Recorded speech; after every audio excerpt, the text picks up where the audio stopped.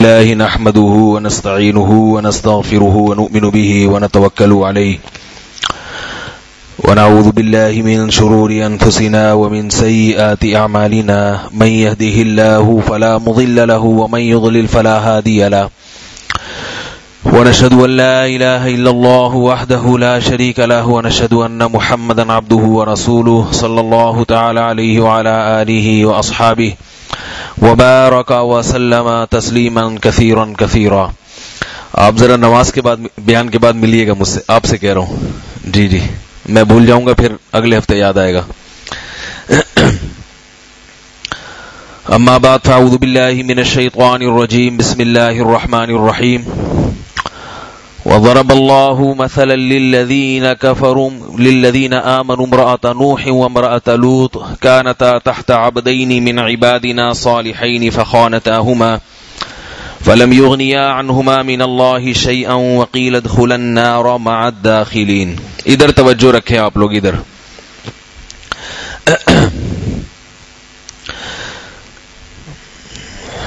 29ویں پارے کی 28ویں پارے کی یہ آخری آیات ہیں. اللہ تعالیٰ نے دو کافر عورتوں کی مثالیں دیں اور دو مسلمان خواتین کی. مسلمان خواتین کی اللہ نے جو مثال دی ہے اس میں اللہ تعالیٰ نے ایک فرعون کی بیوی اور ایک حضرت مریم. اچھا، ایک عجیب دلچسپ بات یہ ہے کہ قرآن مجید میں کسی عورت کا نام نہیں آیا. قرآن مجید میں کسی بھی خاتون کا نام استعمال نہیں ہوا ہے سوائے حضرت مریم کے.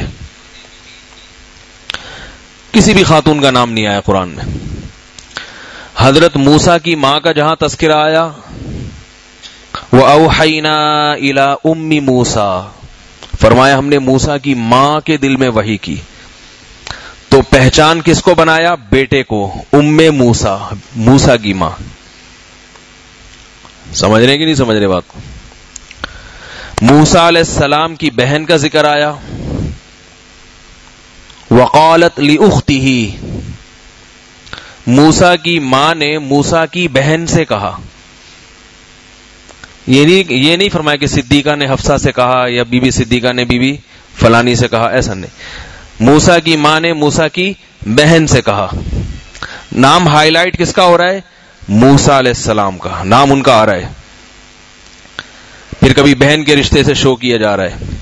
اذ قالت امرأة عمران رب انی نذرت لک ما فی بطنی محررا. حضرت مریم کی ماں کا جب تذکرہ آیا کہ انہوں نے منت مانی تھی، نظر مانی تھی، تو مریم کی ماں نہیں کہا یا ان کا نام نہیں لیا، بلکہ وقالت کیا ہے ابھی آیت میں نے پڑھی، وقالت امرأۃ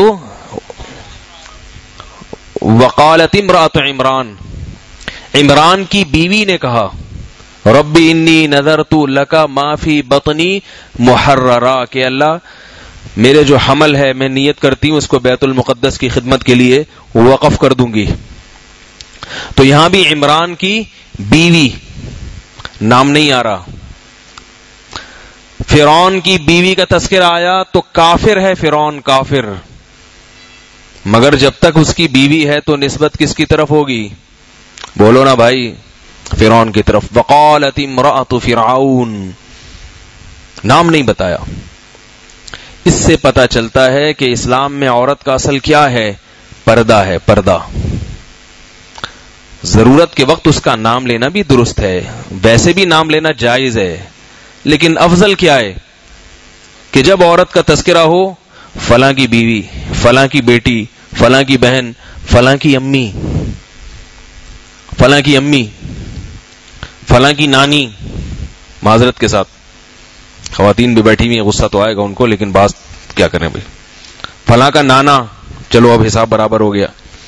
فلاں کا دادا نہیں. تو نسبت کس کی طرف ہو رہی ہے؟ بار بار مرد کی طرف ہو رہی ہے. تو اس لیے جب پہچان کرایا کریں تو ایسے ہی پہچان کرانی چاہیے. فلاں کی ہمشیرہ، کتنا اچھا لفظ ہے ہمشیرہ. یا فلاں کی سسٹر کہہ دیں اگر آپ کو ہمشیرہ کہنے میں تکلیف ہو رہی ہے تو سسٹر یا بہن یا والدہ یا ام فلاں ایسے کہنا چاہیے. جہاں ضرورت ہو وہاں نام لینا چاہیے. وہاں خامخواہ میں ان ادب تمیز میں پڑے رہنا، اس سے پھر انسان کنفیوز ہوتا ہے. جیسے قرآن نے بھی حضرت مریم کا نام لیا ہے کیونکہ یہاں ضرورت تھی.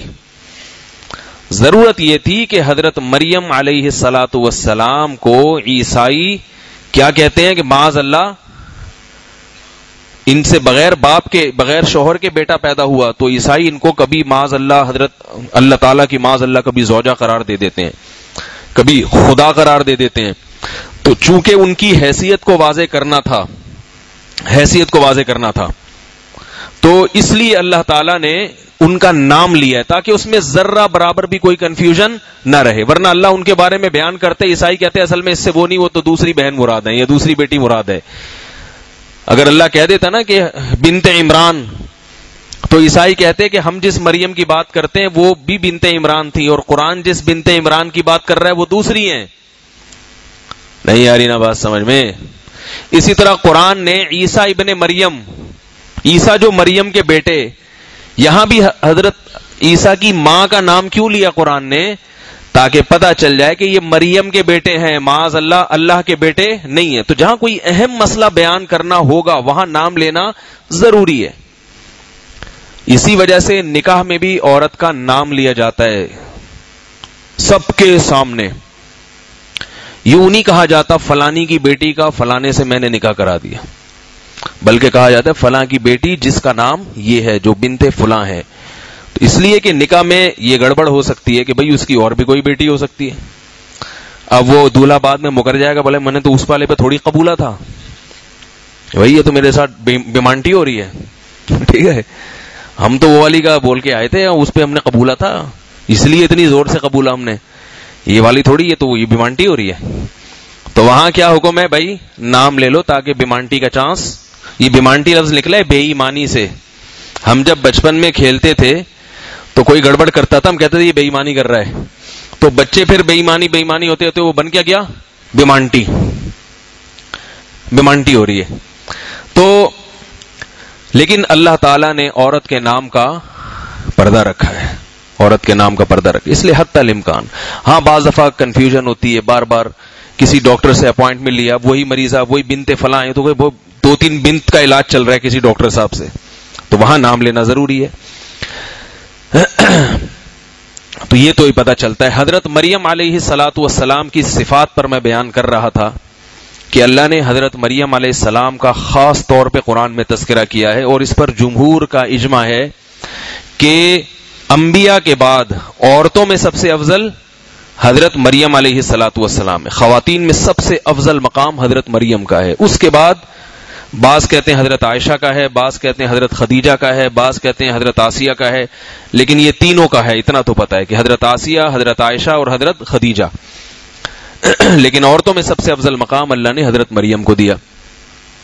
اب قرآن مجید میں حضرت مریم کی شان کو بیان کیا ہے، ان کی کرامات کو بیان کیا ہے. تو کیوں بیان کیا؟ ان کی کچھ صفات قرآن نے بیان کی ہیں. وَمَرْيَمَ ابْنَتَ عِمْرَانَ الَّتِي أَحْصَنَتْ فَرْجَهَا. سب سے بہترین صفت حضرت مریم کی کیا تھی؟ انہوں نے اپنی عفت اور پاک دامنی کی حفاظت کی. عربی میں عفیف اس عورت کو کہتے ہیں جس کی طرف حرام نگاہیں نہیں پڑتی، جس کی باتوں سے لوگ لذت حاصل نہیں کرتے، جس کی جسم کی نمائش سے لوگ لذت حاصل نہیں کرتے. اس کا جسم، اس کا لباس، اس کی باتیں وہ نامحرموں کی ہوس کا نشانہ نہیں بنتی. پاک دامن، باپ کے گھر میں جوان ہوئی اور شوہر کے گھر میں بولو نا بھائی چلی گئی. اس کی زینت ہے تو کس کے لیے؟ شوہر کے لیے. شوہر کے لیے ہے اس کی، شوہر کے علاوہ کوئی بھی نہیں. دیکھو اللہ نے جنت میں جو اپنے نیک بندوں کے لیے بیویاں رکھی ہیں تو یقیناً ایسی رکھی ہوں گی جو اللہ کو بہت زیادہ پسند ہوں گی. باپ جب اپنے بیٹے کے لیے بیوی تلاش کرتا ہے تو ایسی بہو تلاش کرتا ہے کہ وہ باپ کو بھی پسند ہو. کیا خیال ہے؟ باپ کے معیار پہ بھی پوری اتر رہی ہو اور وہ بیٹے کے معیار پہ بھی پوری اتر رہی ہو. تو باپ اگر ڈانسر ہے یا کسی فلم کا اداکار ہے تو وہ اپنے بیٹے کے لیے کیا بہو لے کر آئے گا؟ بول دے کیوں نہیں یار، کیا ہو گیا؟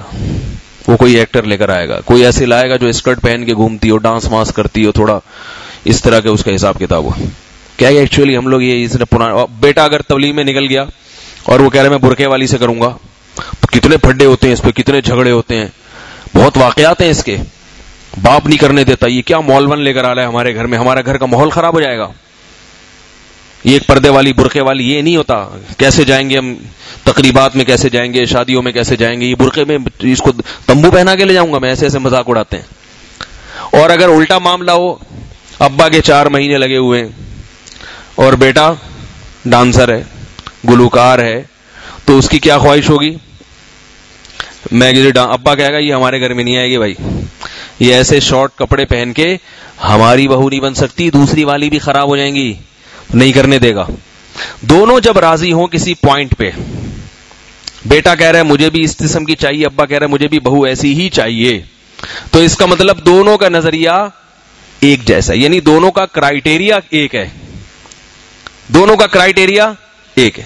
اب دیکھو، اللہ نے اپنے محبوب بندوں کے لیے جنت تیار کر کے رکھی ہے، تو اللہ اس میں اپنے محبوب بندوں کو جو حوریں دیں گے وہ اللہ کو بھی پسند ہوں گی، اور اللہ کو پتا ہے کہ وہ میں ایسی دوں جو ان کو بھی پسند آئے. اب اللہ اپنی پسند کا تو خیال کرے لیکن جنتیوں کی پسند کا خیال نہ کرے تو جنتی اللہ سے شکوہ کریں گے نا، اللہ تو نے اپنی تو پسند کا خیال کیا کہ جنت میں اس قسم کی حوریں ہونی چاہیے، لیکن ہمیں تو اس میں دلچسپی نہیں، ہماری والی تو ادھر جہنم میں جل رہی ہے. جن کو دنیا میں ہم سمجھتے تھے کہ بھئی یہ والی ہمیں وہاں ملنی چاہیے، وہ کہاں ہے؟ وہ تو ادھر ہے. تو ایسا ہو سکتا ہے کیا؟ اور یہ بھی ممکن نہیں ہے کہ آپ کو آپ کی پسند کی جنت میں مل جائے مگر وہ اللہ کو پسند نہ ہو. جو مخلوق اللہ کو پسند نہ ہو وہ جنت میں نہیں جا سکتی، چاہے وہ حور ہو چاہے وہ کوئی انسان ہو. تو اللہ نے یقیناً ایسی بیویوں کی سلیکشن کی ہے جنت میں ہمارے لیے جو اللہ کو بھی پسند آئیں اور جنتیوں کو بھی پسند آئیں. اگر کسی جنتی کو اس ڈیزائن کی عورت پسند نہیں آ رہی تو اس کا مطلب یہ ہے کہ یہ غلطی سے جنت میں داخل ہو گیا ہے، دھاندلی ہوئی ہے، اور غلطی سے جنت میں کوئی داخل نہیں ہو سکتا. تو اس کا مطلب ہے کہ ایسا ہو نہیں سکتا کہ ایسا آدمی جنت میں چلا جائے جس کو وہ پسند نہ آئے. تو وہ کون سی عورتیں ہیں؟ ایک تو کامن وصف اللہ نے جو سب کو ہی پسند ہے، جو جنتیوں کو بھی وہ چاہیے، جہنمیوں کو بھی ایسی چیزیں چاہیے. ٹھیک ہے نا؟ کچھ عورت کی صفات ایسی ہیں جو جنتی کو بھی چاہیے اور جہنمی کہتے ہیں مجھے بھی. وہ ہے حسن و جمال. خوبصورتی تو سب کو اچھی لگتی ہے، سب چاہتے ہیں بھائی میری بیوی خوبصورت ہو. ہمارا ایک طالب علم تھا بڑا ہی صوفی سا، بہت نیک صوفی سا، ہر وقت نمازیں پڑھتا رہتا تھا. لوگ کہتے تھے اتنا صوفی ہے، اتنا نیک، اس کو کیا شادی وادی سے کیا دلچسپی ہوگی. تو ایک دن ہمارے استاذ نے اس کو بلایا کہ بھئی تمہارا ایک رشتہ آیا ہے، شادی کر دوں؟ اس نے کہا جی ضرور کریں. اب اتنا نیک تھا، صوفی سا تھا، تو اس کو ڈر گیا کہ ایسا نہ ہو پتہ نہیں کسی کوئی بھی ٹکا دیں. تو آگے آہستہ سے کہتا ہے عمر کتنی ہے اس کی؟ پہلے تو یہ خوبصورت بھی ہے. تو سب کو اتنی ہنسی آئی. دیکھو سب کہنے لگے یہ ہوتا ہے گھننا. اس کو کیا کہتے ہیں؟ گھننا. کیسا صوفی بنا ہوا ہے، نمازیں پڑھ رہا ہے، لیکن اس کو یہ ڈر لگ رہا ہے کہ ایسا نہ ہو یار کوئی آڑا ترچا پیس مجھے پکڑا دیں. تو یہ جتنے گھننے ہیں نا صوفی، ان کو بھی اچھی لگتی ہے، اور جو کیسا ہی بدصورت ہو ان کو بھی اچھی لگتی ہے. جو جہنم کے کام کر رہا ہے اس کو بھی اچھی لگتی ہے، جو جنت کے کام کر رہا ہے اس کو بھی. یہ تو حتیٰ کہ رسول اللہ صلی اللہ علیہ وسلم نے اپنی ایک زوجہ سے صرف خوبصورتی کی بنیاد پہ شادی کی ہے، ایک زوجہ سے. صحابہ نے بتایا کہ وہ بہت حسین خاتون ہے، ہارون علیہ السلام کی اولاد میں، آپ ان سے نکاح کریں. آپ نے پیغام بھیج دیا.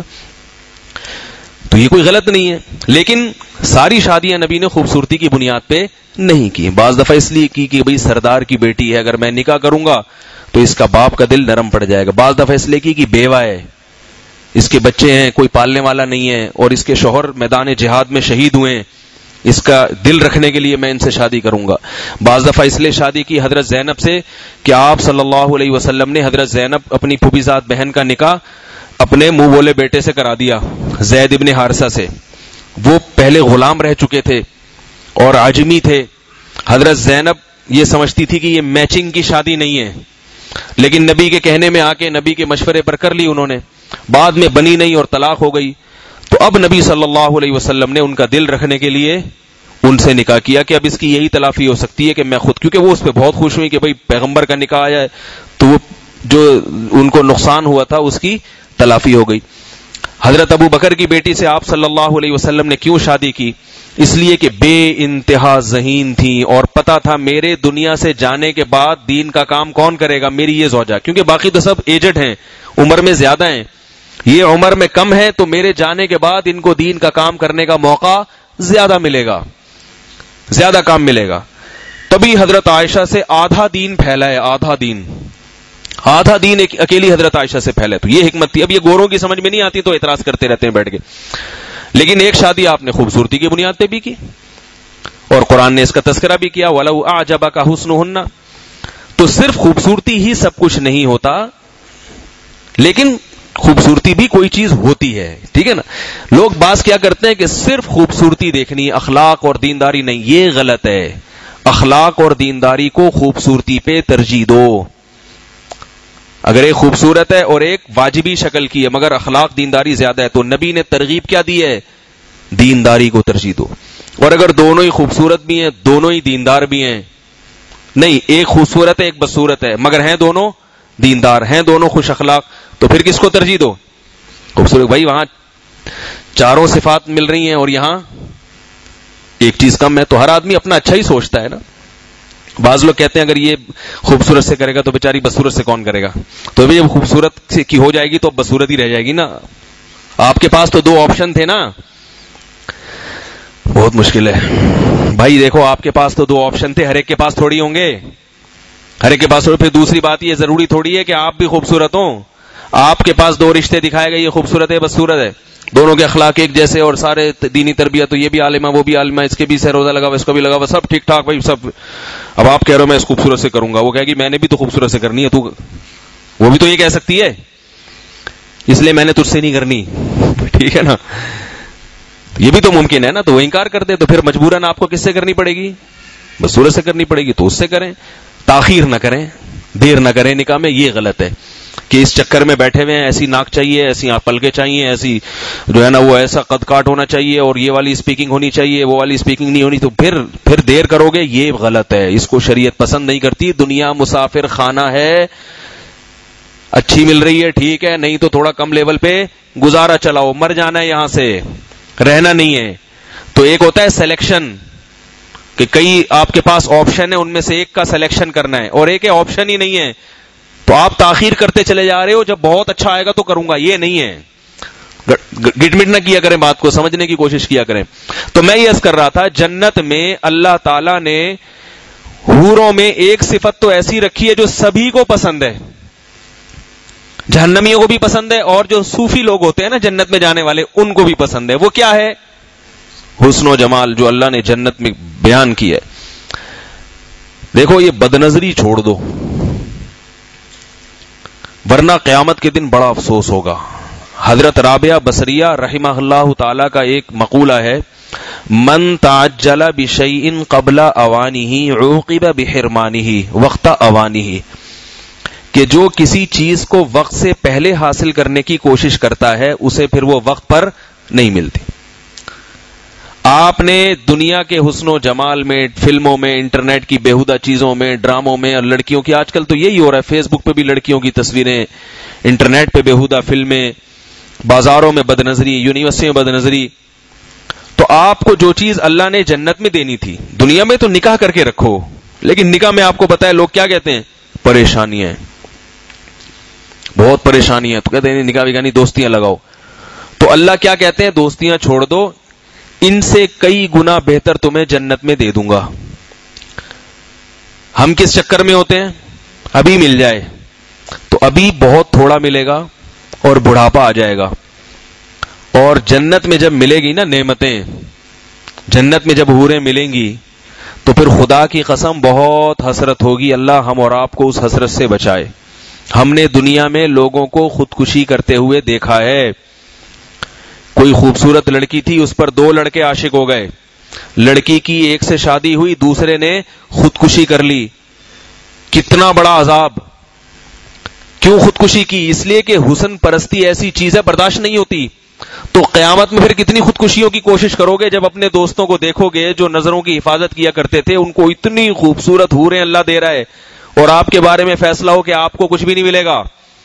جہنم کی آگ نہ بھی ملتی تو یہ منظر دیکھ کے خودکشی کرنے کا دل چاہتا. یہ منظر دیکھ کر خودکشی کرنے کا دل چاہے گا. اس لیے حضرت رابعہ بصریہ کا یہ مقولہ یاد رکھو، من تعجل بشیء قبل اوانہ عوقب بحرمانہ. جو وقت سے پہلے کسی چیز کو حاصل کرنے کی کوشش کرتا ہے تو اللہ کا قانون کیا ہے؟ وقت پر اسے وہ چیز نہیں ملتی. بالغ ہو گئے، اللہ کہہ رہے ہیں تھوڑا عفت اور پاک دامنی کے ساتھ وقت گزارو، شادی ہو جائے گی تو اللہ تمہاری خواہش پوری کرے گا.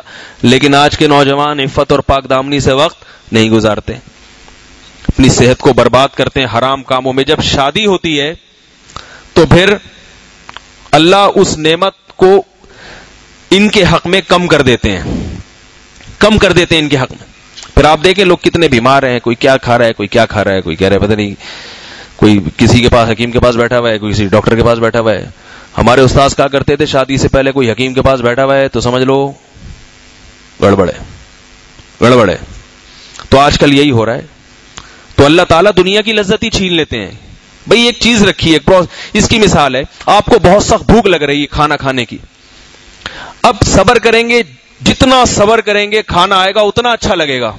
لیکن آپ نے کیا کیا؟ اب صبر نہیں ہو رہا. ڈاکٹر نے بھی کہا بھائی روٹی کھانا، چاول کھانا، جو کھانے کی چیزیں کھانا، تھوڑا صبر کر لو، لیٹ کھانا مگر صحیح کھانا. بہتر تو یہ وقت پہ کھا لو، لیکن اگر وقت پہ نہیں مل رہا تو غلط چیز نہ کھانا.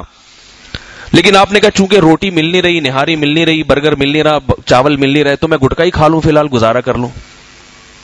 کیا خیال ہے بھائی؟ تو اب گٹکا جب کھاؤ گے تو وقت پہ کھانا کھانے کا قطعاً مزہ نہیں آئے گا. جو لوگ کہتے ہیں نا گٹکا کھانے کے بعد کھانے کا مزہ زیادہ ہے تو جھوٹ بولتے ہیں. وہ بھول ہی گئے کہ کھانے کا مزہ ہوتا کیا ہے. حقیقت ہے یہ تو ہاضمے کو خراب کر دیتی ہیں چیزیں. یا چنگم کھانا شروع کر دیا آپ نے تو پھر تھوڑی کھانے کا مزہ آئے گا، اور کھاؤ گے بھی تو ہضم نہیں ہوگا. میں تجربہ کیا ہے میں نے. آپ کھانے سے پہلے 2 بسکٹ کھا لیں، پھر 10 منٹ بعد کھانا کھائیں، آپ کی بھوک اڑ جائے گی. حالانکہ بسکٹ ہوتے کتنی سی چیز ہے، مگر چونکہ وہ میدے کا بنا ہوا ہے، وہ ہمارے پیٹ کے حساب سے اللہ نے اس کو ڈیزائن نہیں کیا. ہمارے پیٹ میں فائبر والی چیزیں جاتی ہیں. اللہ نے ہمارے پیٹ کو فائبر کے لیے بنایا ہے. دیکھو ایک عجیب بات، یہ جو جانور ہے نا، کتے بلی، ان میں آنتیں ہوتی ہیں، ان کو فائبر نہیں چاہیے، یہ خالی گوشت کھاتے ہیں. ایسا ہے کہ نہیں ہے؟ اور بکریوں کو فائبر چاہیے. کیا ہو گیا آپ کو؟ بکریوں کو کیا چاہیے؟ آپ کو بکری چاہیے؟ آپ کو بکری چاہیے یا نہیں چاہیے، لیکن بکریوں کو کیا چاہیے؟ فائبر، بھوسے والی چیزیں. اگر آپ اس کو میدا کھلا دو، جو پوریاں بنتی ہیں صبح صبح، 2 پوریاں اگر آپ نے پوری کھلا دی تو بکری آدھی ہو جائے گی. وہ پوری کھا کے بجائے پورا ہونے کے اگلے دن دیکھیں گے آدھی ہوگی، اگلے دن دیکھیں گے تو اور سمٹ کے مر جائے گی. وہ میدا نہیں کھا سکتی کیونکہ اس کی جو اوجڑی ہے وہ فائبر کے حساب سے. تو اللہ نے ہمارا جو میدا بنایا ہے اس کو، یہ بالکل درمیان میں ہے. اگر یہ میدا کھائے گا بیڑا غرق ہوگا، اور اگر یہ گوشت ہی گوشت کھائے گا، فائبر نہیں ملے گا تو بھی بیڑا غرق ہوگا اس کا. اس لیے بغیر چھنا ہوا آٹا کہتے ہیں کھانا چاہیے. یہ سب جو ڈاکٹروں سے آپ سنتے رہتے ہیں، میں اس بحث میں نہیں جا رہا. وہ میرا اسلام اور صحت پارٹ 2 آ گیا ہے، ابھی پارٹ 3 بھی آئے گا انشاءاللہ، وہ سن لیے گا. تو آپ نے کیا کیا؟ بسکٹ کھا لیے، میدے کے بنے ہوئے بسکٹ. بھوک اڑائیں گے وہ. بعض نوجوان کہتے ہیں ہم تو بسکٹ کھاتے ہیں، پھر ہم 3 روٹیاں کھاتے ہیں. تو بھائی اگر آپ بسکٹ نہ کھاتے تو 3 کے بجائے 4 روٹیاں کھاتے آپ. وہ آپ کی صحت اتنی اچھی ہے کہ بسکٹ کھانے سے جو نقصان ہوا وہ نقصان نظر نہیں آ رہا. ورنہ حقیقت کیا ہے کہ اگر آپ وہ نہ کھاتے تو 3 کے بجائے 4 روٹیاں کھاتے. جو 8 کھا رہا ہے وہ 10 کھا لیتا. تو اسی طرح جو لوگ دیر کرتے ہیں اور غلط چیزوں میں پڑ جاتے ہیں، تو پھر اللہ ان سے دنیا کی لذت بھی چھینتے ہیں اور آخرت کی وہ تو ہے ہی ہے. تو اللہ تعالیٰ نے، میں اس لیے بتا رہا ہوں کہ جنت کی حوروں کی لالچ میں ہی تھوڑا سا احتیاط کر لیا کرو. اللہ کی رضا کے لیے تو نہیں ہوتا، لیکن چلو جنت کی لالچ میں ہی کر لیا کرو، اے اللہ وہاں مل جائے گی. تو اللہ نے ان عورتوں کو حسن و جمال بھی دیا اور ان کے حسن و جمال کو بہت اہتمام سے بیان کیا. اور دوسری صفت جو اللہ نے ان کی بیان کی وہ ہے پاک دامنی. لم یطمثہن انس قبلہم ولا جان. فرمایا جب جنتی اس کو چھوئے گا تو یہ پہلا شخص ہوگا شوہر جس نے اپنی زوجہ کو ہاتھ لگایا ہوگا. اس سے پہلے کسی انسان نے اور کسی جن نے اس کو چھوا نہیں ہوگا. تو اللہ کو یہ ادا پسند ہے عورت کی کہ اسے اس کے شوہر سے پہلے کسی نے اس سے حرام لذت حاصل، بولو نا بھائی، نہ کیو، حرام لذت نہ حاصل کیو. تو اس لیے نکاح کے وقت بھی خود بھی اس کی کوشش کیا کریں دنیا میں کہ عفیف اور پاک دامن عورتوں سے شادی کیا کریں. سب سے پہلے اس کو ترجیح دیا کریں، سب سے پہلے. اور اگر کوئی پہلے پاک دامن نہیں تھی اور اس نے سچی توبہ کر لی ہے، آپ کو یقین ہے، تو بھی ٹھیک ہے، توبہ کرنے سے اللہ معاف کر دیتے ہیں. تو یہی صفت اللہ نے حضرت مریم کی بیان کی کہ حضرت مریم بھی کیا تھی؟ پاک دامن. احسنت فرجہا، اپنی عزت کی حفاظت کی انہوں نے. حفاظت تو اور بہت ساری عورتیں کرتی ہیں، لیکن حضرت مریم نے کوئی خاص حفاظت کی، بے انتہا حیا تھی، حیا. تو ان تمام باتوں کا خلاصہ کیا نکلا؟ اللہ کو عورت کی صفت حیا بہت پسند ہے. صفت حیا بہت پسند ہے، یہ صفت اللہ کو بہت پسند ہے. اور خواتین کہتی ہیں سارے کام کر لو، حیا والی صفت پہ آنے کے لیے تیار نہیں ہے. باقی عبادت بھی ہو جائے گی، روزہ بھی ہو جائے گا، سب سے پہلے کیا ہے؟ حیا. اور حیا شروع کہاں سے ہوتی ہے؟ نامحرم سے پردہ. اگر پردہ نہیں ہے تو پھر کیسے حیا ہوگی بھائی؟ اپنے آپ کو نامحرم سے ڈھکائیں، اپنے آپ کو نامحرم سے چھپائیں. جب آپ راستے پہ چلیں تو راستے کے بیچ میں نہ چلیں. خواتین کو حکم ہے راستوں کے کناروں پہ چلیں. گورے فوراً چیختے ہیں کہ یہ اسلام نے کیا کیا، مرد کو حق دیا سڑک کے بیچ پہ چلے اور عورت کو کہا کہ کنارے پہ چلے. یہ تو ظلم ہے عورت کے ساتھ. انگریز اس معاملے میں جھوٹ بولتا ہے. اس معاملے میں میں نہیں کہہ رہا کہ وہ جھوٹے ہیں، ہر چیز میں جھوٹے ہیں، لیکن اس معاملے میں کیا ہے؟ یہ عورت کو آزادی کے نام پہ بے وقوف بنایا جا رہا ہے. ہم عورت کو کنارے پہ چلنے کا اس لیے نہیں کہہ رہے کہ وہ کوئی ہم روڈ کے مالک ہیں یا محلے کے دادا ہیں. ہم اس لیے کر رہے ہیں تاکہ اس پر لوگوں کی نگاہیں نہ پڑیں اور وہ اس کی عزت محفوظ رہے. اب کسی کو محفوظ کرنے کے لیے اگر روڈ کے کنارے پہ آپ چلا رہے ہیں تو اس میں اس کی عزت ہے یا بےزتی ہے یا عزت ہے اس کی؟ الفاظ کا فرق ہوتا ہے. اب دیکھو یہ یورپ والے کیا کہتے ہیں، یہ لوگ دیندار لوگ اور اسلام اور مسلمان اور مولوی لوگ یہ اپنی بیویوں کو رسیوں سے باندھ دیتے ہیں گھروں کے اندر، گھر سے باہر نہیں نکلنے دیتے، قید کرتے ہیں گھر میں، قید. تو گھروں کو جیل خانہ بنا دیا نا انہوں نے. توجہ کریں، خوب اچھی طرح بات سنیں جو کیا کہہ رہا ہوں. قید کہاں ہوتا ہے انسان؟ تو یہ کہتے ہیں یہ مسلمانوں نے گھروں میں قید خانے بنائے ہوئے، عورتوں کو جاب نہیں کرنے دیتے، بھئی عورت گھر میں رہے. یعنی اگر کرنے بھی دیں تو ترغیب اسلام میں کیا ہے کہ عورت گھر میں رہے. کوئی ضرورت ہے تو جاب کر سکتی ہے، لیکن اصل کیا ہے عورت کے لیے؟ گھر کی چار دیواری. تو وہ یہ کہتے ہیں کہ دیکھو انہوں نے گھروں کو کیا بنا دیا ہے؟ قید. تو فوراً یہ قید کا لفظ سنتے ہی آدمی پریشان ہو جاتا ہے. لوگ کہتے ہیں یار واقعی گورے نے تو قید میں نہیں رکھا.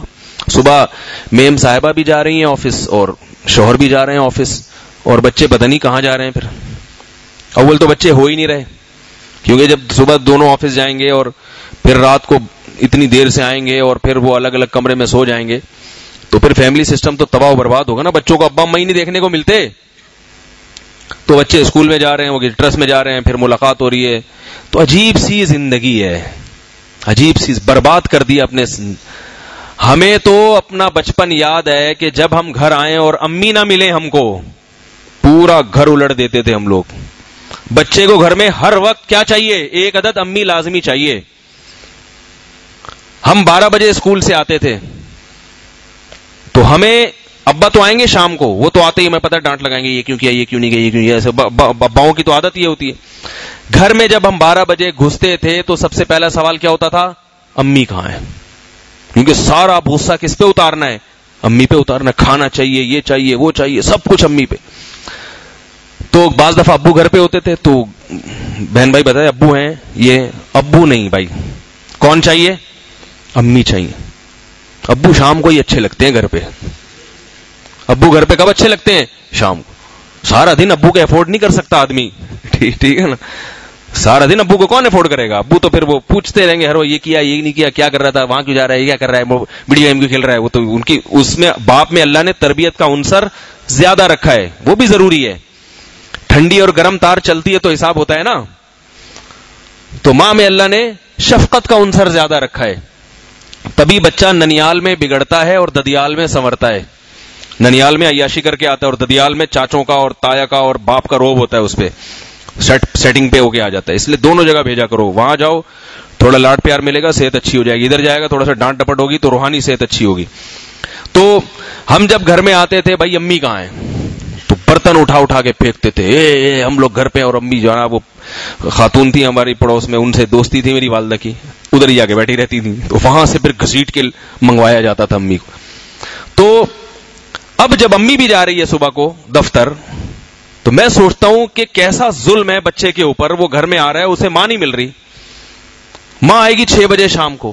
کیا ظلم ہے, کیسی بدترین زندگی ہے, خدا کی قسم کیسی بدترین زندگی. تو اب وہ کیا کہتے ہیں, لفظ کیا استعمال کرتے ہیں, قید خانہ. تو قید خانہ کہاں ہوتا ہے؟ جیل میں. گویا انہوں نے گھر کو کیا بنا دیا؟ جیل. اور اللہ نے کیسے پیارے الفاظ استعمال کیے عورت کے لیے, والمحصنات, احسان, محفوظ عورتیں, محفوظ. حسن کہتے ہیں عربی میں قلعے کو.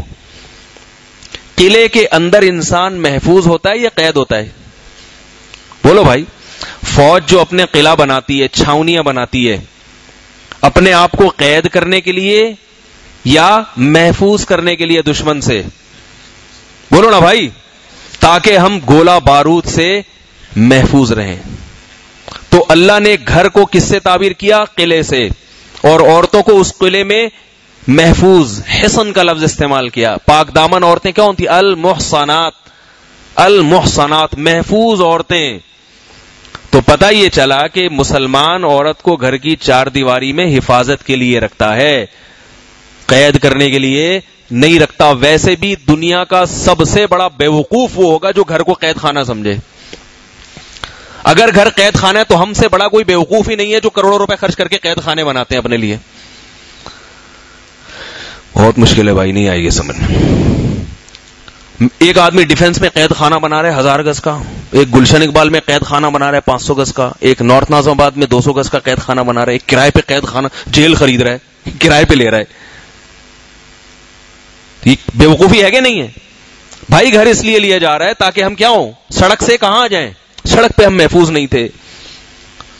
اگر ہم سڑک پہ سوتے محفوظ ہوتے. تو مرد کو بھی حفاظت کی ضرورت, عورت کو بھی حفاظت کی ضرورت, اس لیے دونوں اپنے لیے گھر بناتے ہیں.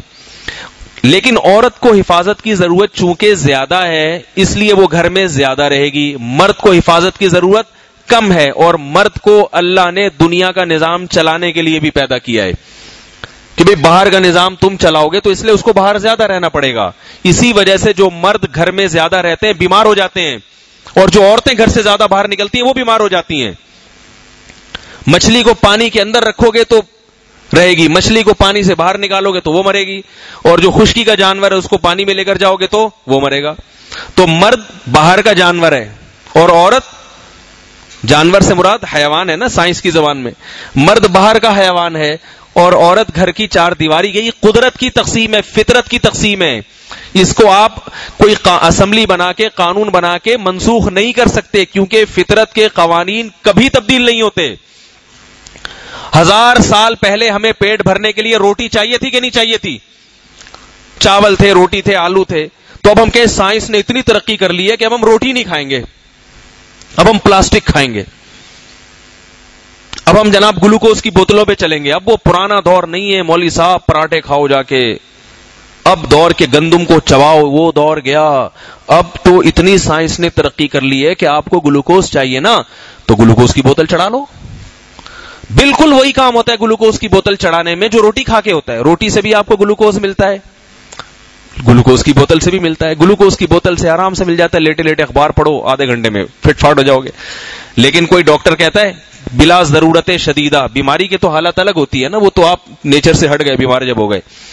کوئی نارمل حالت میں کوئی ڈاکٹر آپ کو مشورہ دے گا کہ تم صبح شام گلوکوز پہ چلو, تمہارا ٹائم نہیں ہے تو گاڑی میں گلوکوز کی بوتل لگاؤ اور چلو, گاڑی کا فاصلہ بھی طے ہو جائے گا اور گلوکوز کی ضرورت. وہ کہے گا بھائی یہ دانت کیوں دیے خدا نے, ہے بھائی یہ گندم زمین سے کیوں پیدا ہو رہی ہے, یہ سب اسی لیے ہو رہا ہے کہ یہ چبانے کے لیے دیے. اور آپ نے ایک اور عقل بندی کی بات کی, آپ بہت بڑے سائنسدان بن گئے تو آپ نے کہا کہ بھئی اب ہوگا یہ.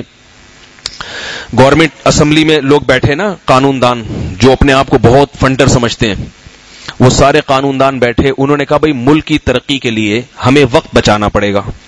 یہ تو ایک اصول ہے نا, وقت بچائیں گے تو ملک ترقی کرے گا, قوم ترقی کرے گی.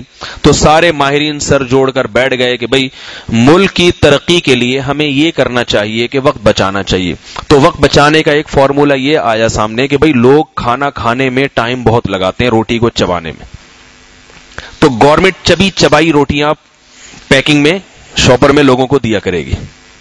اب تندور سے روٹیاں نہیں ملیں گی, بلکہ روٹی پکے گی گرائنڈر مشین میں جا کے, اس کا وہ لکوڈ بنے گا, اور جب اس کا لکوڈ بنے گا تو وہ لکوڈ لوگوں کو بوتل میں دیا جائے گا اور وہ لکوڈ یوں کر کے پی لیں گے. وہی کام جو دانت کر رہے تھے وہ ہم کس سے لیں گے, بولتے کیوں نہیں, گرائنڈر مشین سے لیں گے وہ کام ہم. آپ لوگ مانو گے اس فارمولے کو؟ کیوں پاگل ہیں ہم کیا؟ نہ صرف یہ کہ آپ نہیں مانو گے, کوئی ڈاکٹر بھی نہیں مانے گا. ڈاکٹر کہے گا اس سے لوگوں کی صحتیں برباد ہو جائیں گی, کیونکہ روٹی کو چبانے کے بعد جو انرجی حاصل ہوتی ہے وہ گرائنڈ کر کے کھانے سے حاصل نہیں ہوتی. کسی بھی حکیم سے پوچھ لو, ڈاکٹر سے پوچھ لو, ایک ہے چنے کو چبا کے کھانا اور ایک ہے بیسن کی روٹی کھانا, دونوں میں فرق ہے. بیسن کی روٹی جو ہے نا, وہ بیسن بھی تو چنا ہی ہے نا. بیسن کی روٹی کیا ہوتی ہے کہ وہ مشین میں پیسی ہوئی ہے پھر روٹی بنائی, حالانکہ اس کو بھی چبا رہے ہیں. اور ایک ہے چنے سے پاؤڈر بناؤ اپنے دانت میں, تو چنا کھانا یہ زیادہ مفید ہے, اس سے صحت اچھی ہوگی. بیسن کی روٹی میں کم ہو گئی تاثیر, اور اس بیسن کی روٹی کو دانت سے چباؤ, اس کے بجائے آپ کیا کر رہے ہو کہ اس کو گرائنڈ کرو تو اور تاثیر کم ہو جائے گی اس کی. اس لیے کہ اللہ نے ہمارا میدا صرف لکوڈ چیزیں نہیں, اس میں یہ بھی چیزیں جانی چاہیے. تو میں یہ مثال اس لیے دے رہا ہوں کہ قدرت کے جو قوانین ہیں, قدرت کے جو ضابطے ہیں, فطرت کے جو ضابطے ہیں, وہ 10,000 سال پہلے جو تھے وہ قیامت تک وہی رہیں گے, وہ کبھی بھی تبدیل نہیں ہو سکتے. سمجھ رہے ہو کہ نہیں سمجھ رہے؟ وہ کبھی بھی نہیں تبدیل ہو سکتے. آپ کو تھکاوٹ دور کرنے کے لیے سونا پڑے گا. جو چاند پہ جانے والے لوگ ہیں نا, ایک ہفتے کے لیے تو کر لیتے ہیں, کچھ دوائی شوائیں کھا کے کر لیا, نیچے آتے ہی ان کو دوبارہ سے اپنی روٹین پر آنا پڑتا ہے. اور وہ بڑے یعنی وہ کافی ڈسٹرب ہو جاتے ہیں اس روٹین سے. جو خلا میں جاتے ہیں کہ سونا نہیں پڑتا, ان کو کوئی ایسی دوائیں کھاتے ہیں کہ بھئی جاگتے رہیں. وہ یا جو فوجی لوگ ہیں ان کو بھی ایسی دوائیں کھانی پڑتی ہیں, لیکن اس کا اندر کا نظام کیا ہو جاتا ہے, اس سے خراب ہو جاتا ہے, پھر وہ کافی عرصہ لگتا ہے ان کو سیٹنگ پہ آنے پر. تو اسی طرح یاد رکھو, یہ قدرت کا نظام ہے کہ عورت گھر کی چار دیواری کے لیے اور مرد گھر سے باہر, بولو نا یار, بول دیا کرو اللہ کی, مرد گھر سے باہر کام کاج کے لیے. اب اگر الٹا کام ہو جائے, مرد گھر میں بیٹھا ہوا ہے جیسے کہ فلپائن میں ہوتا ہے, اور اب ہمارے ہاں بھی آہستہ آہستہ شروع ہو رہا ہے, اس پہ ہم چیخ رہے ہیں, علماء چیخ رہے ہیں, مگر ہماری آواز سننے والا کوئی بھی نہیں ہے. خواتین میں جاب کا رجحان بڑھ رہا ہے, خواتین سمجھ رہی ہیں ہمارے مزے ہو گئے, خدا کی قسم تمہاری نسلیں برباد ہو گئی, عورت کی زندگی مستقبل میں تباہ ہونے والی ہے, اس پہ کوئی آواز اٹھانے والا نہیں ہے. یورپ یہ تجربے کر چکا ہے. اب جب عورت جاب پہ جائے گی تو مردوں کو پھر شادی کے لیے کیسے رشتے چاہیے, جو جاب کرتی ہو. کیونکہ جب آپ کو پتا ہے یار میں 50 کما رہا ہوں اور 50 میری بیوی بھی کمائے گی, تو مزے ہی موجہ. کیا خیال ہے؟ پنجابی میں کہتے ہیں نا موجہ ہی موجہ, اور جاب والی ملیں گی بھی بہت. تو کیا ضرورت ہے آپ کو کہ ایک عورت کی ساری زندگی کی ٹینشن اٹھاؤ آپ. پھر لڑکیوں کے اس لڑکی کی شادی ہی نہیں ہوگی جو جاب نہیں کرتی ہوگی. نتیجہ کیا ملے گا کہ جب لڑکی آپ کے گھر رخصت ہو کے آ گئی, 50,000 کما رہی ہے, آپ تھوڑے دن بعد ہوئے میں بھی جو کما رہا ہوں, اگلی نسل کیا سوچے گی میں یہ کیوں کماؤں؟ اس لیے کہ اگر یہ مجھے نہیں کھلائے گی تو میں اسے طلاق دے دوں گا, چھوڑ دوں گا, کسی اور سے کر لوں گا. طلاق کا نقصان مرد کو ہوتا ہے عورت کو ہوتا ہے؟ عورت کو زیادہ ہوتا ہے، مرد کا کچھ بھی نہیں جاتا. اور آوارہ دیندار مردوں کا تو بہت کچھ جاتا ہے، ان کو تو بیویاں یاد آتی ہیں، بچے یاد آتے ہیں، وہ تو بیچارہ دیندار ہے نا. لیکن دیندار ہوگا تو پھر وہ یہ کام کرے گا کیوں؟ یہ تو میں ایک عام طبقے کی بات کر رہا ہوں، جو ایک ہمارا معاشرہ جس ٹرین پر چل رہا ہے، جس ٹریک پر چل رہا ہے. تو وہ بیوی کیا کہے گی؟ میں نہیں، تو وہ کیا کہے گا؟ میں تمہیں کیا کر دوں گا؟ طلاق دے دوں گا. اب وہ کہے گی میں اگر طلاق لے کے جاؤں گی تو مجھے اس سے بھی زیادہ بدتر ملے گا. اب تو بچہ بھی ہو گیا، اب کہاں کون رکھے گا؟ یہ میں حقائق بتا رہا ہوں. میرے پاس ایسی خواتین کے فون آتے ہیں کہ میری شادی ہوئی، جاب کرتی تھی، مرد بھی جاب کرتا تھا. یہ کئی واقعات ہیں، ایک دو نہیں ہیں. میں ایک دو واقعات پہ کبھی کوئی قانون نہیں بنا لیتا، جب بہت سارے ہوتے ہیں پھر پتہ چلتا ہے کہ کیا ہو رہا ہے. ایسے واقعات ہیں، میرے پاس فون آتے ہیں لڑکیوں کے، خواتین کے، کہ اب ایسا پھنسے ہیں کہ میاں کو بھی پال رہے ہیں اور سسرال کو بھی پال رہے ہیں، اور میاں صاحب گھر میں پڑے رہتے ہیں سارا دن. ٹھیک ہے نا؟ اگر بولو تو کیا کہتے ہیں؟ میں تمہیں ڈیورس دے دوں گا. تو میں فوراً کہتا ہوں لے لو ڈیورس. ایسے مکھنچو سے، ایسے گدے سے اس کے پاس رہنے سے بہتر کیا ہے؟ طلاق لو. تو وہ خواتین کا جواب یہ ہوتا ہے کہ ابھی کم از کم، وہ یہ شریف خواتین کی بات کر رہا ہوں، کہ ابھی کم از کم شوہر کا نام تو ہے، آفس میں یہ پتا ہے کہ فلاں کی بیوی ہے. جب پتا چلے گا کہ طلاق یافتہ ہے پھر لوگ عزتیں اچھالتے ہیں، پھر ہر آدمی دوستی، حرام دوستی لگانے کی کوشش کرتا ہے. اس کا پوچھنے والا تو کوئی ہے نہیں، تو اب میں اس کو لالچ دوں، میں اس کو ڈراپ کر دوں. ایک خاتون کی طلاق ہوئی، وہ مجھے خود بتا رہی ہیں ہر آدمی مجھے آفس چھوڑ کے آنے کے لیے تیار ہے. وہ ذرا خوبصورت تھی، ہر آدمی آ جاتا ہے، میں آپ کو ڈراپ کر دوں نا. کبھی کسی محلے کے بابے کو، بوڑھے کو تو کبھی نہیں کہا کہ چلیے میں آپ کو ڈسکو موڑ پہ اتار دوں یا وہاں اتار دوں. سارے آ رہے ہیں اس کی خدمت کے لیے. تو یہ کیا ہے؟ ہر آدمی کی ہوس کی نگاہیں. نکاح کی بات تو سوال ہی پیدا نہیں ہوتا. نکاح کا تو شاید ہم نے ٹھیکہ لیا ہوا ہے یا دو چار اور ہوں گے. باقی نکاح کی تو بات کریں گے تو ایک دم طوفان آ جائے گا، عذاب آ جائے گا. سب ہوس کی نگاہیں. طلاق ہو گئی بس زندگی تباہ ہو گئی بیچاری کی، تباہ ہو گئی بیچاری کی زندگی. کوئی پوچھنے والا نہیں ہے. پھر اس کو تانے ملتے ہیں، پتہ نہیں کیا کیا ہوتا ہے اس کے ساتھ. تو اب کیا ہے کہ آہستہ آہستہ کیا ہوگا؟ فلپائن کی مثال آ جائے گی. فلپائنی آپ دبئی جا کے دیکھو، ساری فلپینی عورتیں آپ کو نظر آئیں گی، مرد ایک بھی نظر نہیں آئے گا. یہ فلپین کی عورتیں کیا کرتی ہیں؟ دبئی آ کے محنت مزدوری کے کام کرتی ہیں، برتن دھوتی ہیں، جھاڑو لگاتی ہیں، اور سارے محنت مزدوری کا کام. 10 مرد آ کے ان پہ نگاہیں ڈالتے ہیں، کمروں کو صاف کر رہی ہیں، بستر لگا رہی ہیں ہوٹلوں میں جا کے. گھر میں شوہر کا بستر لگانا عورت کے لیے آسان ہے، بستر صاف کرنا، اور 10-100 مردوں کا روزانہ بستر لگانا عورت کے لیے ذلت کی بات ہے یا نہیں ہے؟ تو یورپ نے، گورے نے عورت کو گھر کی 4 دیواری سے نکال کے پبلک پراپرٹی بنایا کہ نہیں بنایا؟ میں دبئی کے ہوٹل میں رہا، میں حیران ہوں، ہر تھوڑی دیر میں کوئی فلپینی عورت آ رہی ہے، بستر، ہمارا بستر بھی صاف کر رہی ہے، ساتھ والے کمرے کا بھی، اس کے کمرے کا بھی. میں حیران ہوتا تھا، یہ بیچاری روزانہ سینکڑوں بستروں کی چادریں سیدھی کرتی ہے، ان کے کشن دھوتی ہے، اور یہ سارے کام کرتی ہے. اور ہمارے گھر میں عورت صرف 2 یا 3 بستروں کی چادریں سیدھی کرتی ہیں. تو وہ قید میں ہے اور یہ آزادی کی زندگی گزار رہی ہے. نہیں آ رہی بات؟ اور ہماری عورتیں گھر میں جو 2-4 کام کریں گی، پوچھا لگا لیا اور چادر وادر درست کر دی، تکیہ. یہ خواتین کے آج کل کام کیا ہوتے ہیں معذرت کے ساتھ؟ صبح ٹھیک 1:30 بجے اٹھی، صبح 1:30 بجے، ٹھیک 1:30 بجے معمول ہے سویرے اٹھنے کا. 1:30 بجے اٹھنے کے بعد ناشتہ واشتہ بنانا شروع کیا. وہ ناشتہ بھی ڈبل روٹی تو آ جائے گی بنی بنائی، آٹا گوند کے پراٹھے وراٹھے، یہ ٹینشن کہاں. وہ بریڈ آئے گی، 2 درجن انڈے آ گئے. ہم تو اپنا بتائیں گے نا. ٹھیک ہے 2 درجن انڈے آ گئے بھائی. اس کے بعد کیا ہو رہا ہے؟ بچے، چائے بنانے کی ایک تھوڑی سی ہے، وہ چائے میں کتنا ٹائم لگتا ہے. پھر اس کے بعد بچے کا پیمپر چینج کر دیا، وہ 6 گھنٹے کے لیے وہ واش روم کا کام کرے گا. پیمپر جو ہے نا، ٹھیک ہے، 6 سے 12 گھنٹے کے لیے وہ کیا کام کرے گا؟ واش روم کا کام. تو وہ بس یہ تھوڑا سا 2-4 اور تھوڑا سا ایکسرسائز کی، تھوڑا سا یوں ہل لیے بیٹھ کے، ایسے ہی یہ ہو گئی ایکسرسائز.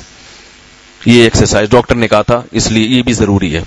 اس کے بعد کھایا پیا، پھر رات کو ٹی وی دیکھنے بیٹھ گئے، ڈرامہ دیکھ رہے ہیں، فلم دیکھ رہے ہیں، پھر فیس بک پہ، پھر واٹس ایپ پہ لگے ہوئے ہیں. پھر جناب 3 سے 4 بجے جا کے جب تھک گئے تو سو گئے. اس کام کے ان کو پیسے پتہ ہے کتنے ملتے ہیں عورت کو؟ مرد صرف اس بات کے دیتا ہے کہ میری بیوی ہے. یہ ہمارے معاشرے کی بات کر رہا ہوں میں. بتاؤں کتنے پیسے دیتا ہے؟ نمبر 1، جس گھر میں وہ رہتی ہے وہ 1 کروڑ کا ہو یا 1.5 کروڑ کا، وہ گھر کس کا ہوتا ہے؟ مرد کا. 1.5 کروڑ کا گھر دیا اس نے رہنے کے لیے، اور اس کی نسبت بھی عورت کی طرف ہوتی ہے، میرا گھر ہے، میرا گھر ہے. اور اگر کرائے پہ دیا ہوا ہے تو 15,000 20,000 40,000 50,000 کرایہ، گیس بھی، بجلی کا بل بھی، یہ سارے پروٹوکول دیتا ہے. یہ اسلام کی بات کر رہا ہوں میں، کوئی آپ لوگوں کی شو نہیں مار رہا کہ آپ لوگ اتنے اچھے ہیں. سبھی کرتے ہیں، کرنا پڑتا ہے اور کرنا چاہیے، اللہ نے ذمہ داری لگائی ہے. تو یہ اللہ نے عورت کو حق دیا ہے، اللہ نے، ہم نے نہیں دیا. اگر ہم پہ چھوڑا جاتا ہم کہتے ہیں میں نہیں دے رہا. مجھ سے پوچھتے میں کہتا ہوں بھائی ہم نہیں دے گا، جاؤ. ہم کیوں گئے؟ میں کیوں مجبور ہوں بھائی؟ اللہ کا حکم ہے. نماز پڑھ رہے ہیں کس کا حکم ہے؟ اللہ کا. اللہ کے علاوہ کوئی اور ہمیں حکم دیتا پھر دیکھتے ہم کیسے نماز پڑھتے. سوال ہی پیدا نہیں ہوتا کیوں پڑھے بھائی؟ تو کون ہوتا ہے مجھے آرڈر دینے والا؟ اللہ نے حکم دیا کہ الرجال قوامون علی النساء بما فضل اللہ بعضهم علی بعض وبما انفقوا من اموالهم. مرد کو ہم نے فضیلت دی کیونکہ وہ اپنا مال خرچ کرتا ہے. اور وعلی المولود له رزقهن وکسوتهن بالمعروف، فرمایا سارا لباس اور ان کی جو رہائش اور وہ سب چیزوں کا خرچہ مرد کے کندھے پہ ڈالے اللہ نے. تو ہماری عورتیں خدا کی قسم عیش کر رہی ہیں، ان کو قدر کرنی چاہیے. جو خواتین یہاں بیٹھی ہوئی اپنے میاؤں کی، اپنے باپوں کی قدر کریں، قدر کریں. جب تک آپ نے وہ کلچر نہیں دیکھا نا جو دوسرا کلچر ہے. آپ کو حضرت عمر کیا فرمایا کرتے تھے؟ من لم یعرف الجاہلیت لم یعرف الاسلام.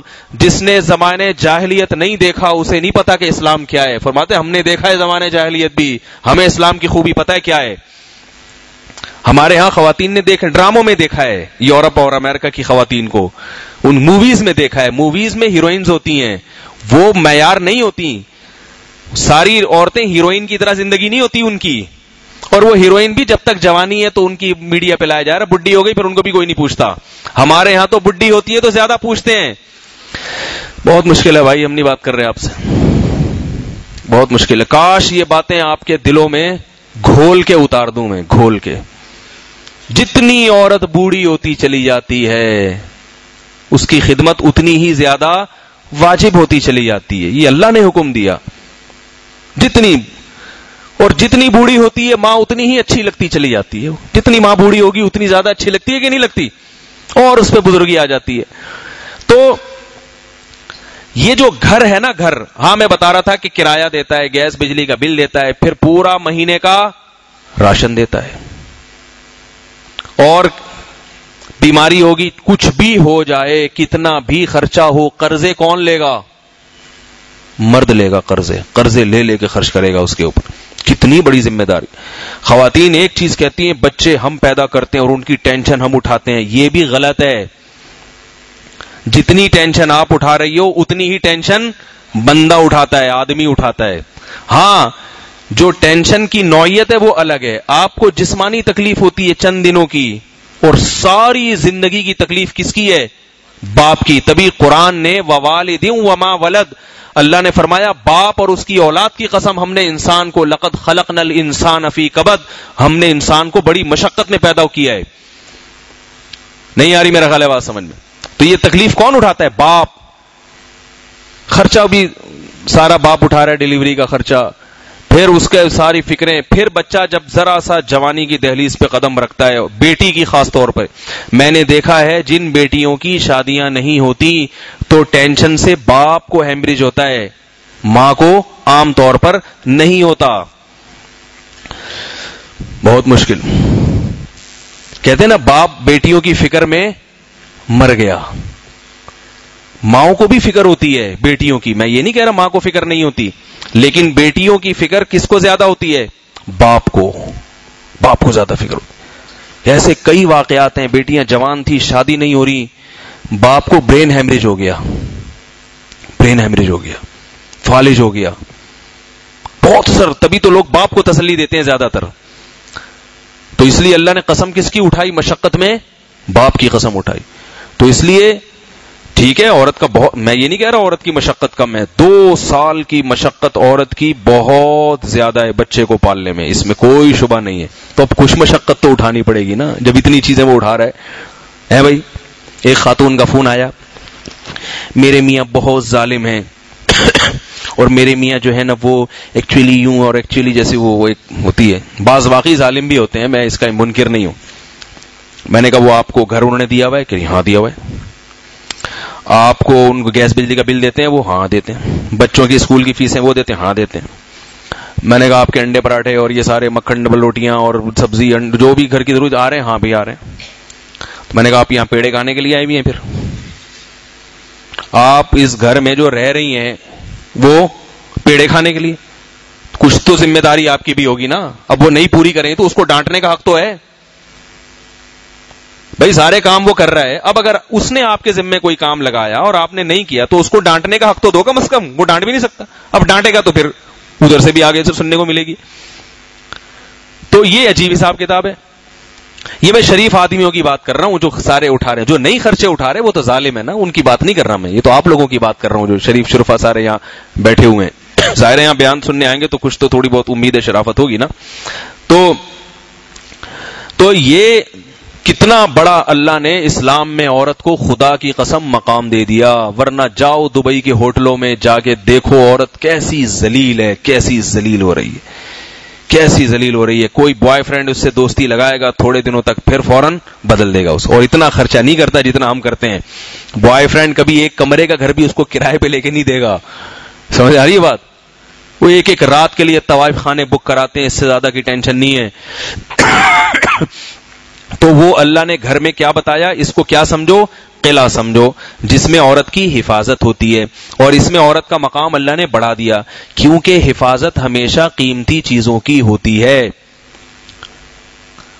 کافر کہتے ہیں نا کہ یہ عورت کی توہین ہے اس کو برقعے میں اور اس کو, تو بھائی ہمیشہ محفوظ کس کو کیا جاتا ہے, جو قیمتی ہوتی ہے. قیمتی چیز کے چھننے کا ڈر ہوتا ہے. قیمتی چیزوں, جب آپ سونا لے کر آتے ہیں مارکیٹ سے تو کیا گلے میں ڈال کے لائیں گے اس کو؟ بھائی بیگم کے لیے زیور خرید رہا تو گلے میں ڈال کے لا رہے ہیں آپ کو پتا ہے گلا بھی غائب ہوگا زیور بھی غائب ہوگا.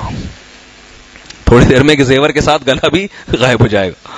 آپ اس کو چھپا کے لائیں گے, ایسا چھپائیں گے, اور اس کی جو پیکنگ رکھیں گے نا آپ, پیکنگ اوپر کی وہ بھی خراب سی رکھیں گے. کیا خیال ہے؟ خراب سی پیکنگ. میں نے خود لوگوں کو دیکھا ہے یہاں سرینا مارکیٹ میں, جب موبائل مہنگا والا خریدتے ہیں تو پرانے, میں خود بھی کبھی گیا ہوں تو کوئی ایسا میں نے ٹیپ وغیرہ خریدا یا کوئی ایسی مہنگی چیز خریدی تو میں نے کہا یار کوئی ایسے گندا سا شاپر ہو, ایسے لگے جیسے پان لے کے جا رہا ہوں. کیونکہ اگر آپ اس کو ایسے اچھے اس میں پیکنگ میں لے کے جاؤ گے تو وہیں سے بندہ آپ کے پیچھے لگ جائے گا, وہ کوئی چیز لے کے جا رہا ہے, ایسے لے کے جاؤ پتہ ہی نہ چلے. تو اس لیے اللہ نے کہا بیوی کو بھی ایسے لے جاؤ, قیمتی ہے. اتنا بھڑکیلا برقع اس کو پہنا دیا آپ نے کہ وہ اتنی قیمتی ہے نہیں جتنی نظر آ رہی ہے بھائی, اتنی قیمتی ہے نہیں جتنی نظر آ رہی ہے. اتنے برقعے میں اس میں آپ نے چمک پٹیاں لگائی ہوئی ہیں, لائٹیں لگائی ہوئی ہیں, جگمگ کر رہی ہیں وہ لائٹیں, ٹھیک ہے نا. تو وہ برقعے کے پیچھے ہی لوگ چلنا شروع ہو گئے. تو میں یہ نہیں کہہ رہا کہ آپ اس کو شٹل کاک پہنا دیں, ٹھیک ہے وہ بھی شٹل کاک بھی, لیکن اگر آپ کم از کم اپنے کلچر کے حساب سے اس کو پورا لباس پہنا دیں, بچیوں کو پورے کپڑے پہنا دیں, تاکہ ان کی زندگی حضرت مریم کی زندگی سے تھوڑی سی مشابہ ہو جائے. ان کی زندگی حضرت مریم کی زندگی, تاکہ اللہ کو ان سے بھی ایسے محبت ہو جائے جیسے محبت اللہ کو حضرت مریم سے تھی. اللہ کو جیسی محبت حضرت مریم سے تھی. تو حضرت مریم کی بات میں جلدی سے مکمل کروں, یہ باتیں تو سمجھ میں آ گئی نا. اب اگر کوئی کہنا بھائی بیوی کو گھر میں رہنا چاہیے, گھر میں رکھو بیوی کو, وہ کہ یہ قید خانہ بنا لی ہے, تم لوگوں نے زندگی تنگ کر دی ہے. بولو قید خانہ نہیں, حفاظت خانہ ہی ہے, محفوظ گھر. تو ہم نے اتنے پیسوں سے بنائے کوئی رہے اس میں, رہنے کے لیے بنائے, تو وہ گھر میں رہے گی, آپ گھر سے باہر رہیں گے, اس کی زندگی بھی خوش ہوگی, آپ کی زندگی بھی خوش ہوگی. اگر کوئی عورت کہتی ہے میں گھر سے باہر رہ کے خوش ہوں, خدا کی قسم جھوٹ بول رہی ہے. وہ اس کی فطرت خراب ہوئی ہوئی ہے. جب وہ آئے گی نا رہے گی تو اس کو خود ہی سکون محسوس ہونا شروع ہو جائے گا. مجبوری کی بات ایک الگ ہے. اس کا یہ مطلب نہیں ہے کہ آپ اپنے گھر والوں کو کہیں لے کے نہ جائیں. جو جائز تقریبات ہوتی ہیں اس میں آپ اپنی زوجہ کو لے جا سکتے ہیں, لے جانا چاہیے. نبی صلی اللہ علیہ وسلم کی زوجات اتنا سخت پردہ کیا کرتی تھیں کہ ان کا چہرہ اور ہاتھ اور پاؤں کبھی کسی کو نظر نہیں آتے تھے. اور جب کوئی صحابی ان سے بات مسئلہ پوچھنے کے لیے آتے، اول تو نبی صلی اللہ علیہ وسلم سے باتیں پوچھی جاتی تھی، ان کی آپ کی زوجات سے نہیں، لیکن قرآن کو معلوم تھا کہ نبی کے دنیا سے جانے کے بعد نبی کی جو گھر کی زندگی ہے وہ بیویوں کے علاوہ کوئی بھی نہیں بتا سکتا. گھر کی جو زندگی ہے اب وہ بھی تو امت کے سامنے آنی چاہیے. تو اس لیے قرآن نے کیا کہا، وَإِذَا سَأَلْتُمُوهُنَّ مَتَاعًا فَاسْأَلُوهُنَّ مِنْ وَرَاءِ حِجَابٍ، کہ صحابہ کے کہا کہ جب تم ان سے مسئلہ پوچھنے کے لیے آؤ کہ نبی کے غسل کا طریقہ کیا ہے، نبی کے کھانے کا طریقہ کیا ہے، یہ چیزیں پوچھنے کے لیے آؤ تو پردے کے پیچھے سے پوچھو. اور امہات المومنین سے کہا فلا تخضعن بالقول، ان کو جب مسئلے کا جواب دو تو نرم لہجہ اختیار نہ کرو، نرم لہجہ اختیار نہ کرو. آپ عورتوں سے اگر کرخت لہجے میں بات نہیں ہوتی تو کم از کم اتنی نرمی سے بھی بات نہ کرے نا کہ وہ فون پہ ہی لٹو ہو جائے بندہ. ایک مولوی صاحب کا سچا واقعہ، اور ہے بھی مولوی صاحب کا. مولوی صاحب جب کھسک گئے ٹھیک ہے نا، آواز سن کے تو دوسرا بھی تو کھسک سکتا ہے. مولوی صاحب کو تو بیچاروں کو اپنی تھوڑی عزت کا بھی خیال، لیکن وہ سچا واقعہ ہے. انہوں نے کسی خاتون کا فون آیا، وہ انہوں نے مسئلہ پوچھا. میں نہیں تھا بھائی، وہ مولوی صاحب پہلے بتا دوں میں، کہیں آپ سمجھیں گے انہی کے پاس آیا ہوگا. تو وہ مولوی صاحب، اس خاتون کا فون آیا، وہ مولوی صاحب نے فون پہ بات کی، وہ مسئلہ بتایا. وہ ایسی اترا کے ہوں ہاں ہی کر کے بات کر رہی ہیں. مولوی صاحب کو دل میں گدگدیاں شروع ہو گئی. پھر مولوی صاحب نے تھوڑا سا نکاح کا پیغام بھیجا. وہ بیچاری کوئی مجبور ہوگی، بات چلتی رہی ان کی، اس نے بھی حامی بھر لی. مولوی صاحب کو اتنی عقل نہیں کہ بھائی ضروری نہیں ہے کہ جس کی آواز اچھی ہو اس کی شکل بھی اچھی ہوگی، یہ ضروری تھوڑی ہے. آپ آواز پہ لٹو ہو رہے ہیں، ممکن ہے شکل بالکل اس کے اپوزٹ ہو. ایک شاعر تھا، بہت زبردست شاعر تھا، فرزدق نام تھا غالباً اس کا، عربی شاعر تھا. اتنی زبردست شاعری کرتا تھا کہ جس نے اس کی شاعری سنی تھی وہ عاشق ہو جاتا تھا اس کے اوپر. تو لیکن اس کی شکل اتنی خراب تھی، اتنا بدصورت تھا، اتنا بدصورت کہ جو دیکھتا تھا تو حیران ہوتا تھا کہ بھائی یہ کیا نکلا ہے. معیدی بھی ایک شخص گزرا ہے، اس کے بارے میں لوگ کہتے تھے تسمع بالمعیدی خیر من ان تراہ، کہ معیدی کو سن لیا کرو، یہ بہتر ہے دیکھنے کی کوشش نہ کیا کرو. آواز بہت اچھی ہے، گانے اور شاعری بہت اچھی پڑھتا ہے، گاتا بھی بہت اچھا ہے، بس سننے پہ اکتفا کیا کرو، اس کی زیارت کی کوشش کی تو سننا بھی چھوڑ دو گے اس کو. تو ایسے ہی وہ فرزدق شاعر تھا. تو اتنا یہ واقعہ میں کہیں وہ مولوی صاحب والا رہ نہ جائے. تو وہ کیا ہوا، مولوی صاحب نے کیا کیا، وہ فرزدق تو ایک عورت ایک دکان پہ گئی اور کہنے لگی مجھے شیطان کی تصویر بنا دو. تو دکاندار نے کہا بھائی میں نے بہت سے لوگوں کی تصویر بنانا حرام ہے بلا ضرورت شدیدہ، لیکن وہ دیندار نہیں ہوگی. تو اس دکاندار نے کہا میں نے بہت سی تصویریں بنائی ہیں، شیر کی بنائی ہے، گیدڑ کی، شیطان کے پتہ نہیں کیسی ہوتی ہے بھائی. تو اس نے کہا ٹھیک ہے میں تمہیں سیمپل اس نے دکاندار نے کہا کوئی سیمپل مجھے دکھاؤ. تو یہ فرزدق کو اس نے تھوڑی سی لائن ماری. فرزدق نے بولا یار چلو آج ہمیں بھی کسی خاتون نے ڈیٹ مارنے کی ہمارے ساتھ بھی کوشش کی، بڑا خوش ہوا، اتنا بدصورت ہوں لیکن پھر بھی شاید. تو فرزدق چلے گئے اس کے ساتھ، چلو بھائی کوئی سیٹنگ ویٹنگ ہوگی، نکاح شادی مادی کریں گے. وہ لے کر آتی رہی، شاپنگ سینٹر چلی گئی اور خوش بھائی شاپنگ بھی کرا رہی ہے. دکان پہ آگے کھڑی ہوئی، بولی ایسا، اس کے بعد چلی گئی. فرزدق کھڑا ہوا یہ کیا ہوا میرے ساتھ. تو فرزدق شاعر نے اس دکاندار سے پوچھا یہ کیا بولا اس نے ایسا. تو اس دکاندار نے کہا میں نے اس سے کہا تھا بھائی کوئی شیطان شکل سامنے تو لے کر آؤ جس کی شکل شیطانوں جیسی ہو، تو میں اس کو دیکھ کے بناؤں گا. تو وہ کون ہے؟ تو یہ تمہیں کھڑا کر کے گئی ہے ایسا بنا دو، یہ تمہیں کھڑا کر کے گئی ہے کہ ایسا بنا دو. تو وہ مولوی صاحب نے اس سے باتیں کی اور لٹو ہو گئے اور بغیر دیکھے اس سے شادی کر لی. تو وہ مولوی صاحب کے کوئی دوست تھے، انہوں نے مجھے بتایا کہ جب انہوں نے بیوی کو پہلی رات دیکھا کہ ہائے میری تو قسمت ہی تباہ ہو گئی، برباد ہو گیا، میں برباد ہو گیا. یہ کس پہ سنا رہا تھا واقعہ میں؟ یہ واقعہ کس بات پہ سنا رہا تھا؟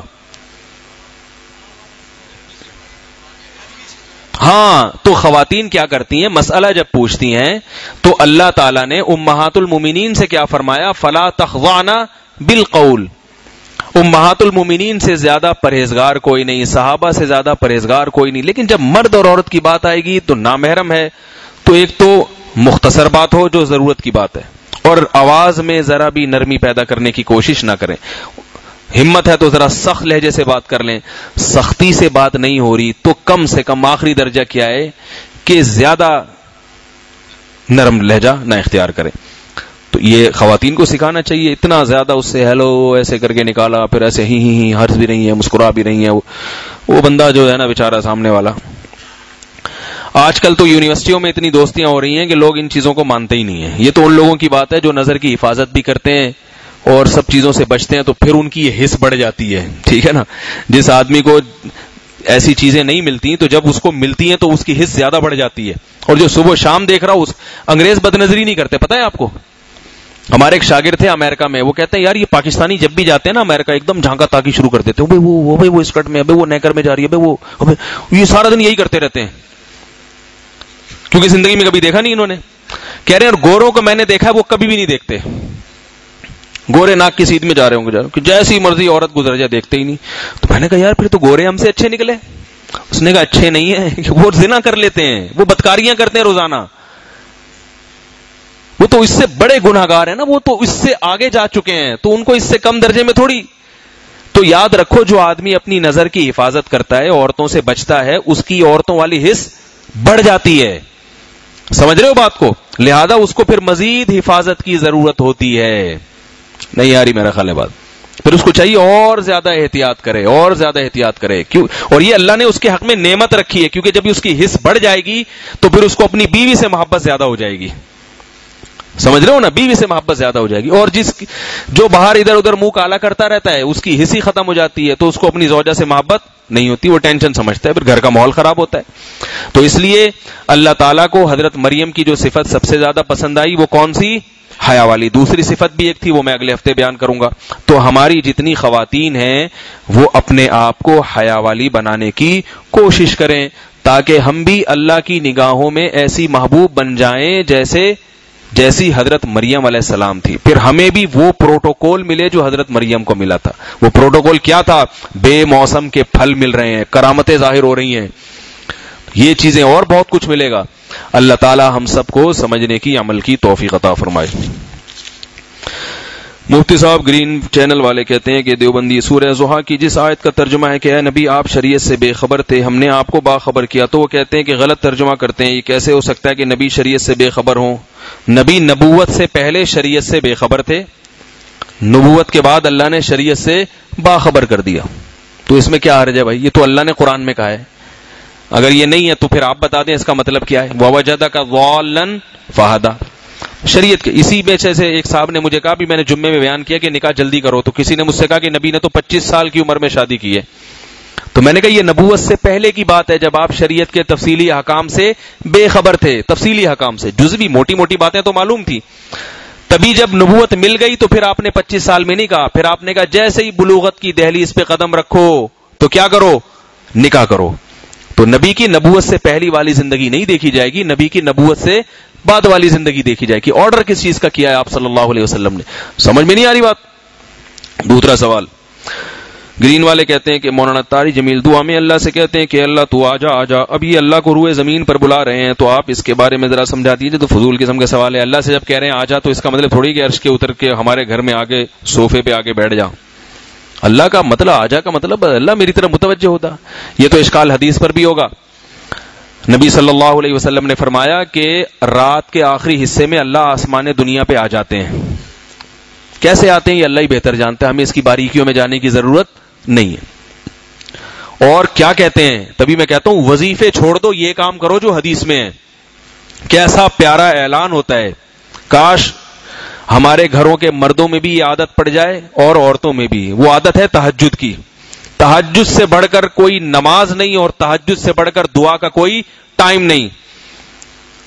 کیسا پیارا وقت ہے کہ اللہ آسمان دنیا پہ آتے ہیں اور آ کے کہتے ہیں, 3 صدائیں لگاتے ہیں, 3 صدائیں. حل من مسترزق اغفر له, کوئی ہے روزی مانگنے والا, کوئی جاب لیس گھوم رہا ہے, کسی کی تنخواہ میں گزارا نہیں ہو رہا, وہ چاہتا ہے کہ میری تنخواہ میں برکت ہو جائے. کوئی ہے رزق مانگنے والا, ارزق له, میں اسے رزق دوں گا, آؤ مانگو. کس وقت؟ رات کا، بولو بھائی، آج کل جو آخری حصہ شروع ہو رہا ہے تقریباً 4 بجے سے لے کے 5 بجے، 5 بجے کے بعد بھی فجر سے پہلے کا جتنا ٹائم ہے وہ سب رات کا آخری حصہ ہے. حل من مسترزق ارزق لہ، کوئی ہے روزی مانگنے والا، اسے میں کیا دوں گا؟ رزق. کسی کی ضرورت روزی ہے. اور حل من سائل اسأل لہ استجیب لہ او کما قال صلی اللہ علیہ وسلم، کوئی ہے مجھ سے کوئی اور اپنی مراد مانگنے والا تو میں اس کو وہ مراد دوں گا. اس کی کوئی بیماری ہے، کوئی پریشانی ہے گھریلو، کچھ بھی ہے تو مانگو. آپ کیا کر رہے ہیں؟ آپ قری رسالہ پڑھ رہے ہیں بیٹھ کے 4 بجے. آپ کیا پڑھ رہے ہیں؟ وظیفوں کی کتابیں پڑھ رہے ہیں بیٹھ کے. اللہ کہنے رات کے آخری حصے میں کوئی مجھ سے مانگے. مانگا کسے جاتا ہے؟ مانگنے میں کوئی وظیفہ ہوتا ہے؟ فقیر آیا، آپ نے، فقیر جب آپ سے پیسے مانگتا ہے تو کوئی چیز پڑھ کے پھونکتا ہے آپ کے اوپر؟ کہتا ہے بھائی اللہ کے نام پہ دے دو. اپنی زبان، کوئی پنجابی میں مانگ رہا ہے، کوئی انگلش میں مانگ رہا ہے. فقیر جس زبان کا ہوگا اسی زبان میں مانگے گا. البتہ اگر انگلش میں مانگے گا تو ہم پھر اس سے مانگنا شروع کر دیں گے، یار ہم سے زیادہ تم ایجوکیٹڈ ہو بھائی. اگر کوئی فقیر آپ کے آ کے کہنا انگلش میں please give me your purse اور گیو می $10 وغیرہ وغیرہ، تو آپ کہیں گے یار اتنا پڑھا لکھا تو میں بھی نہیں ہوں، ایسا کر تو میرے لیے کہیں سے $100 کا انتظام کر دے. ٹھیک ہے نا؟ تو اس لیے فقیر کو انگلش آتی بھی ہوگی تو بھی اردو میں مانگتے. ایک چرسی نے مجھ سے انگلش میں مانگا تھا. وہ اس لیے مانگا تھا، میں کہیں جا رہا تھا تو چرسی آیا، ٹہلتا ہوا یوں جھومتا ہوا آ رہا ہے، کہہ رہے please help me, I am educated, I have done this, اور پتہ نہیں یہ میں سب کچھ کر چکا ہوں. وہ یہ ثابت کرنے کے لیے کہ میں پڑھا لکھا آدمی ہوں، میں چرسی نہیں ہوں، یہ ثابت کرنے کے لیے. تو میں نے کہا یہ اتنا بڑا چرسی ہے کہ اس کو یہ بھی چرس پی کے یہ بھی بھول گیا کہ میرے کپڑوں سے، میرے منہ کی بدبو سے اور پائپ کے اندر سے جو میں نکل کے آ رہا ہوں، اس سے میرا پتا چل جائے گا کہ میں کیا ہوں، چرسی ہوں. انگلش بولنے کی ضرورت نہیں ہے. یہ اتنی پی کے آیا ہے کہ اس کا یہ بھی بھول گیا. جیسے کسی نے چرسی سے پوچھا کہ سنا ہے کہ یہ چرسی لوگ چرس پی کے یہ سمجھتے ہیں کہ ہم چاند پہ بیٹھے ہوئے ہیں. اس کا خیال تھا چرسی بولے گا بالکل جھوٹ سنا ہے تم نے، ہم لوگ ایسے پاگل تھوڑی ہیں. غلط، اتنے بھی پاگل نہیں ہوتے یار ہم لوگ، تم لوگوں نے زیادہ ہی پاگل بنا دیا ہے. تو کسی نے پوچھا چرسی سے کہ ہم نے سنا ہے کہ چرس پینے والا چرس پینے کے بعد یہ سمجھتا ہے کہ زمین پہ نہیں ہوں بلکہ کہاں ہوں، چاند پہ. ہاتا کہ بیٹھا ہوا پائپ کے برساتی نالے کے اندر بیٹھا ہوا ہوتا ہے وہ. تو وہاں انٹرویو لینے گیا چرسی سے. تو چرسی سے پوچھا ہم نے سنا ہے کہ بھائی چاند پہ بیٹھے ہوئے تم لوگ سمجھتے ہو. تو چرسی نے کہا تو ابھی میں کہاں بیٹھ کے انٹرویو دے رہا ہوں آپ کو، ابھی میں کہاں بیٹھا ہوا ہوں، چاند پہ ہی تو بیٹھا ہوں. تو وہ اتنی پی کے آیا تھا کہ اس جواب دینے کی صلاحیت بھی اس میں نہیں تھی. تو بھکاری کیسے مانگتا ہے؟ اپنی سادہ زبان میں پیچھے پڑ جائے گا. مجھے یاد ہے ایک دفعہ میں کہیں جا رہا تھا، ایک بھکاری آیا، وہ بھکاری میرے پیچھے پڑ گیا. مجھے پتا تھا یہ اکثر فراڈی ہوتے ہیں، اس لیے میں نہیں دیتا ان کو، زیادہ تر تو ایسے ہی ہوتے ہیں. اتنا پیچھے پڑا میں نے جان چھڑانے کے لیے دے دی اس کو $50 لے آ جا یار. پھر ایک دن مجھے اللہ نے دعا کی توفیق دی کہ کوئی اللہ سے حاجت مانگ رہا تھا تو مجھے وہ واقعہ یاد آیا. میں نے کہا اللہ میں اہل نہیں ہوں، مجھے پتا ہے میں جو تجھ سے مانگ رہا ہوں میں اس کا اہل نہیں ہوں. لیکن جیسے میں نے جان چھڑانے کے لیے اس بھکاری کو دے دیا کیونکہ چپک گیا تھا مجھ سے، تو اللہ تو بھی جان تو نہیں اللہ چھڑاتا، لیکن یہ کہ تو بھی یہی سمجھ کے دے دو جان چھوڑو اس کی. ٹھیک ہے نا؟ اللہ کو تو واسطے چاہیے نا مختلف قسم کے. اے اللہ جیسے جب میں نے اتنا بڑا دل کیا کہ مجھے پتا ہے مستحق نہیں ہے لیکن اتنی محنت کر رہا ہے تو چلو دے دو. اے اللہ ہم بھی تجھ سے اتنا گڑ گڑا رہے ہیں اگرچہ ہم اہل نہیں ہیں، تو بھی یہ سوچ کے دے دے کہ یہ بھی میرے پیچھے پڑ گیا، مجھے چپک گیا ہے. تو جب اس کا دل اتنا بڑا ہو سکتا ہے کہ کسی نااہل فقیر کو دے دے تو کیا ہے احکم الحاکمین، تیرا دل تو مجھ سے بھی بڑا ہے، تو بھی نااہل کو دے دے. تو یہ بعض دفعہ اللہ دعا میں کبھی کبھار ایسا ہوتا ہے انسان پہ کیفیت کہ وہ اللہ ایسے الفاظ سکھا دیتے ہیں اس کو. تو اس طرح سے اگر میں وظیفہ خور ہوتا تو میں بیٹھ کے وبقری سے دیکھ کے پڑھا ہوتا 666 دفعہ یہ پڑھو، 545 دفعہ یہ پڑھو، دوسری شادی کے لیے یہ پڑھو، تیسری شادی کے لیے یہ پڑھو، چوتھی کے لیے یہ پڑھو، جان چھڑانے کے لیے یہ والا وظیفہ پڑھو. ٹھیک ہے نا؟ سب کچھ چلتا ہے نا معاشرے میں.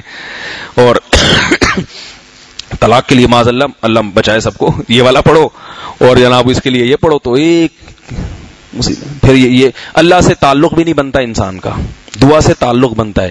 تو کیا کرنا ہے؟ اللہ مجھے بھی, میں جتنی باتیں آپ سے کہہ رہا ہوں اس لیے کہتا ہوں اللہ مجھے بھی عمل کی توفیق دے, کہ یہ نہ سمجھیں کہ یہ پتہ نہیں کتنے پہنچے ہوئے بزرگ ہیں, کیا کیا کرتے ہوں گے, کیسے کیسے دعائیں مانگتے ہوں گے. ایسے ہی آپ جیسے ہی ہیں, آپ سے بھی شاید بدتر ہی ہوں. اس نیت سے کہہ رہے ہیں کہ اللہ ہمیں بھی توفیق دے دے. تو سب سے اچھی دعا کون سی ہے؟ سب سے اچھا عمل دعا, اپنی حاجت. اور دعا کے لیے سب سے بہتر وقت رات کا آخری حصہ. تو اس میں 3 دعائیں ابھی میں نے 2 بتائی ہیں. پہلی کیا؟ حل من مسترزقن, کوئی رزق مانگنے والا, کوئی اور ضرورت. اور تیسرا حل من مستغفرن اغفر لہ. سب سے بڑی ضرورت مسلمان کی ہے ہدایت, اس کے گناہ معاف ہو جائیں اور سیدھے راستے پر اسے چلنے کی توفیق ہو جائے. کوئی زنا میں مبتلا ہے, اس سے زنا نہیں چھوٹ رہا. کوئی بدنظری میں, کوئی انٹرنیٹ پہ بیہودہ فلمیں دیکھنے کا عادی ہے, اس سے وہ چیزیں نہیں چھوٹ رہی. کوئی ظلم کر رہا ہے, بیوی بچوں پہ ظلم کرتا ہے, ان کے حقوق نہیں ادا, اس کو بعد میں احساس ہوتا ہے میں غلط کرتا ہوں. کوئی بھی اپنی نماز نہیں پڑھنے کی توفیق مل رہی, فجر میں اٹھنے کی توفیق نہیں ملتی, اور ظہر میں یا فجر میں تو اٹھتا ہوگا جب تہجد میں اٹھ رہا ہے, تو ظہر نہیں پڑتا ملازمت کی وجہ سے, اور کوئی مسئلے ہیں. تو اللہ سے کیا مانگنا ہے؟ مستغفر, اے اللہ میرے گناہوں کو معاف کر دے اور مجھے سیدھے راستے پہ چلنے کی توفیق دے دے. ہدایت مانگے, استغفار کرے اللہ سے, تو اللہ فرماتے ہیں میں اس کو یہ دوں گا.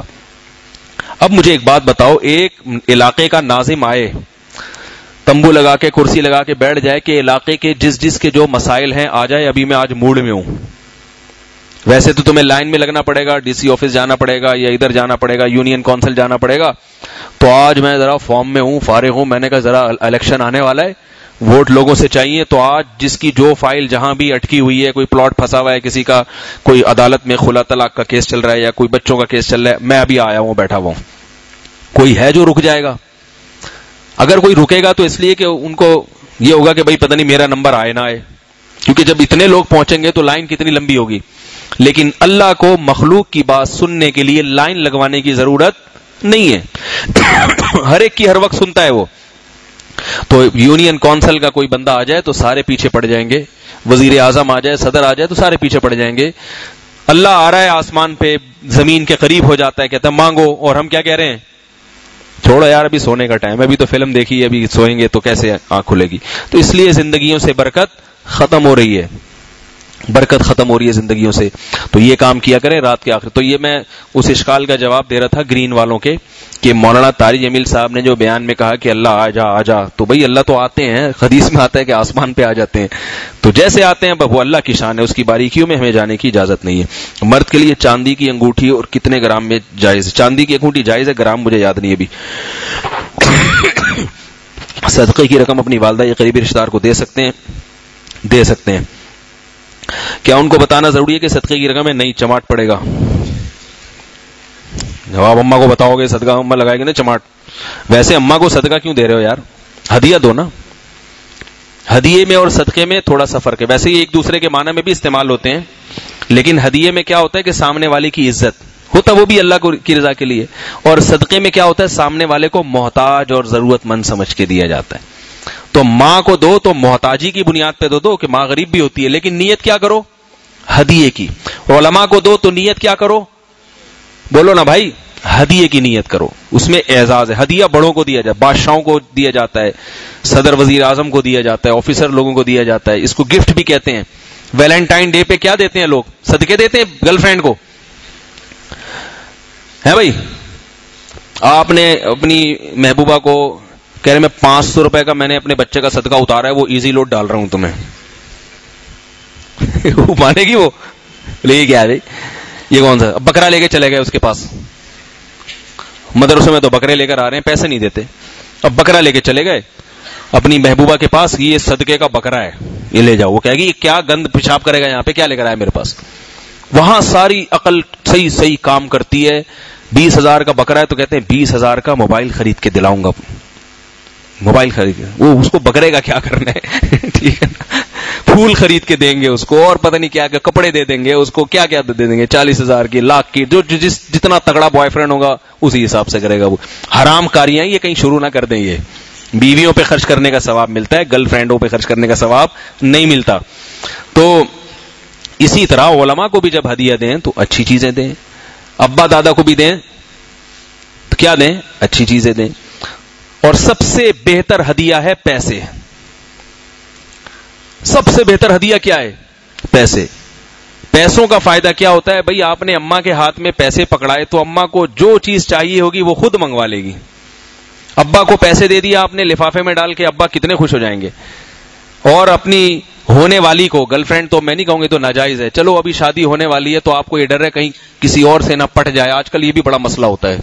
مجھ سے لوگ پوچھتے ہیں بھی میری منگنی ہوئی ہے, میں اپنی منگیتر کو گفٹ دے سکتا ہوں؟ آج سے 10 سال پہلے فتویٰ دیتا تھا کہ نہیں دے سکتے.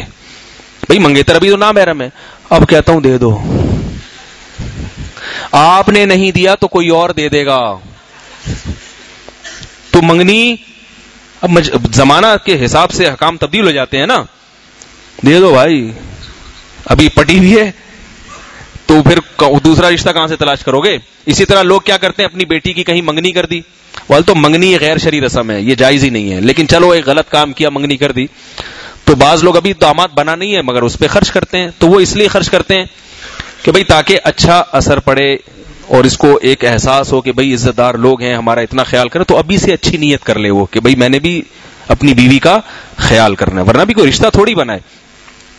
تو آپ نے ابا کو کیا کریں, بھائی کو ہدیہ دے تو کیا دیں, پیسہ. تو علماء کے بارے میں بھی سنا ہے کہ ان کو ہدیہ سب سے بہتر کیا ہوتا ہے, پیسے, تاکہ وہ جو ضرورت ہے اس کو پورا کریں.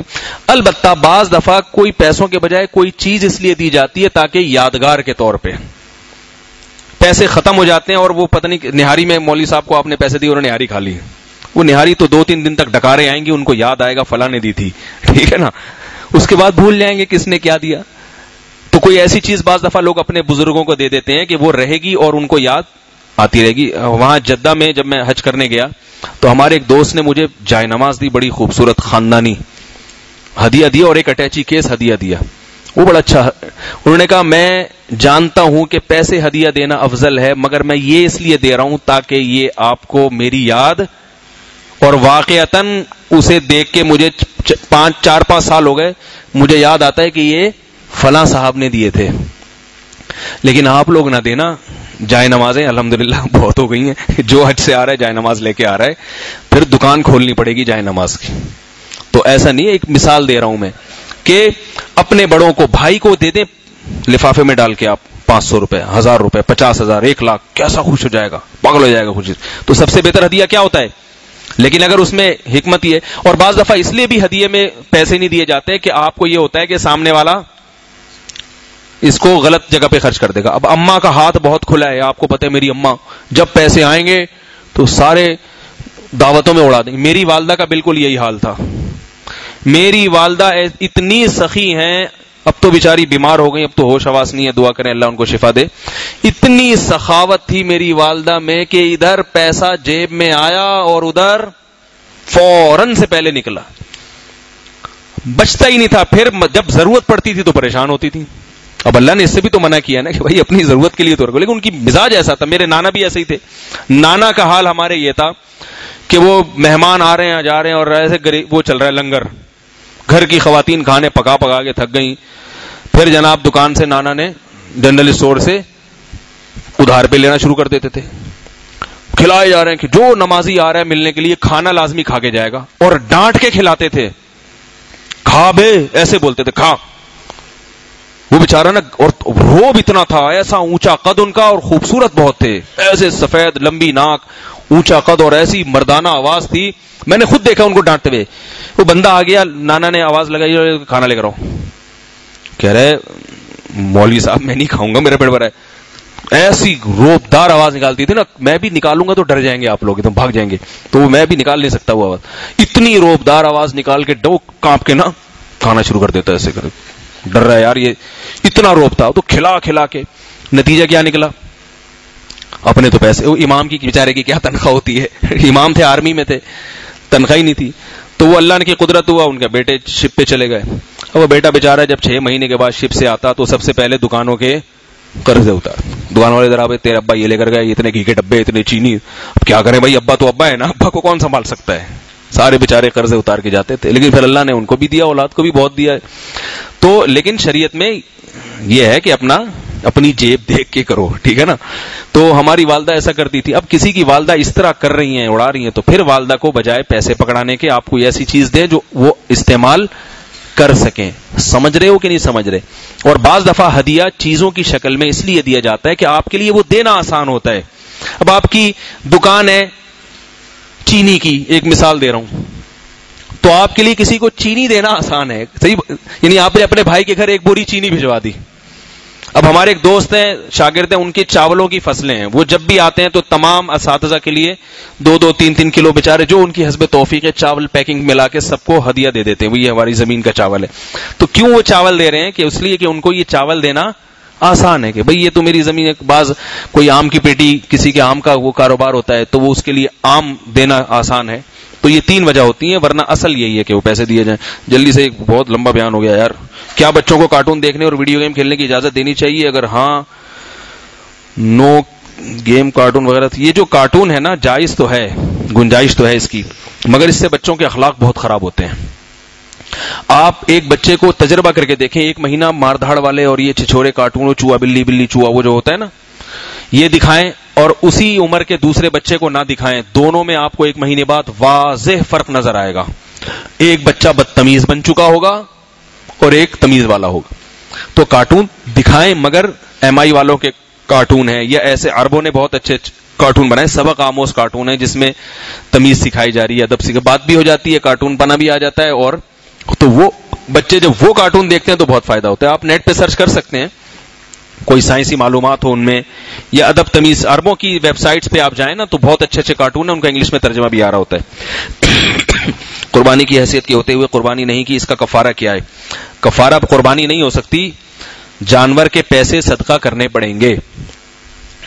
ایک متوسط درجے کا جانور, سمجھ رہے ہو نا, تو دیکھ لو ایک بکرا درمیانے درجے کا یا دمبا درمیانے درجے کا کتنے کا آتا ہے, اتنے پیسے صدقہ کر دیں. یکمشت نہ ہو سکیں تو قسطوں میں بھی کر سکتے ہیں.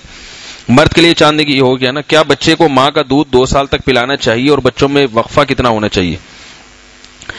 دیکھیں, بچے کے لیے ماں کا دودھ 2 سال سے زیادہ پلانا جائز نہیں ہے. پلانا کتنا چاہیے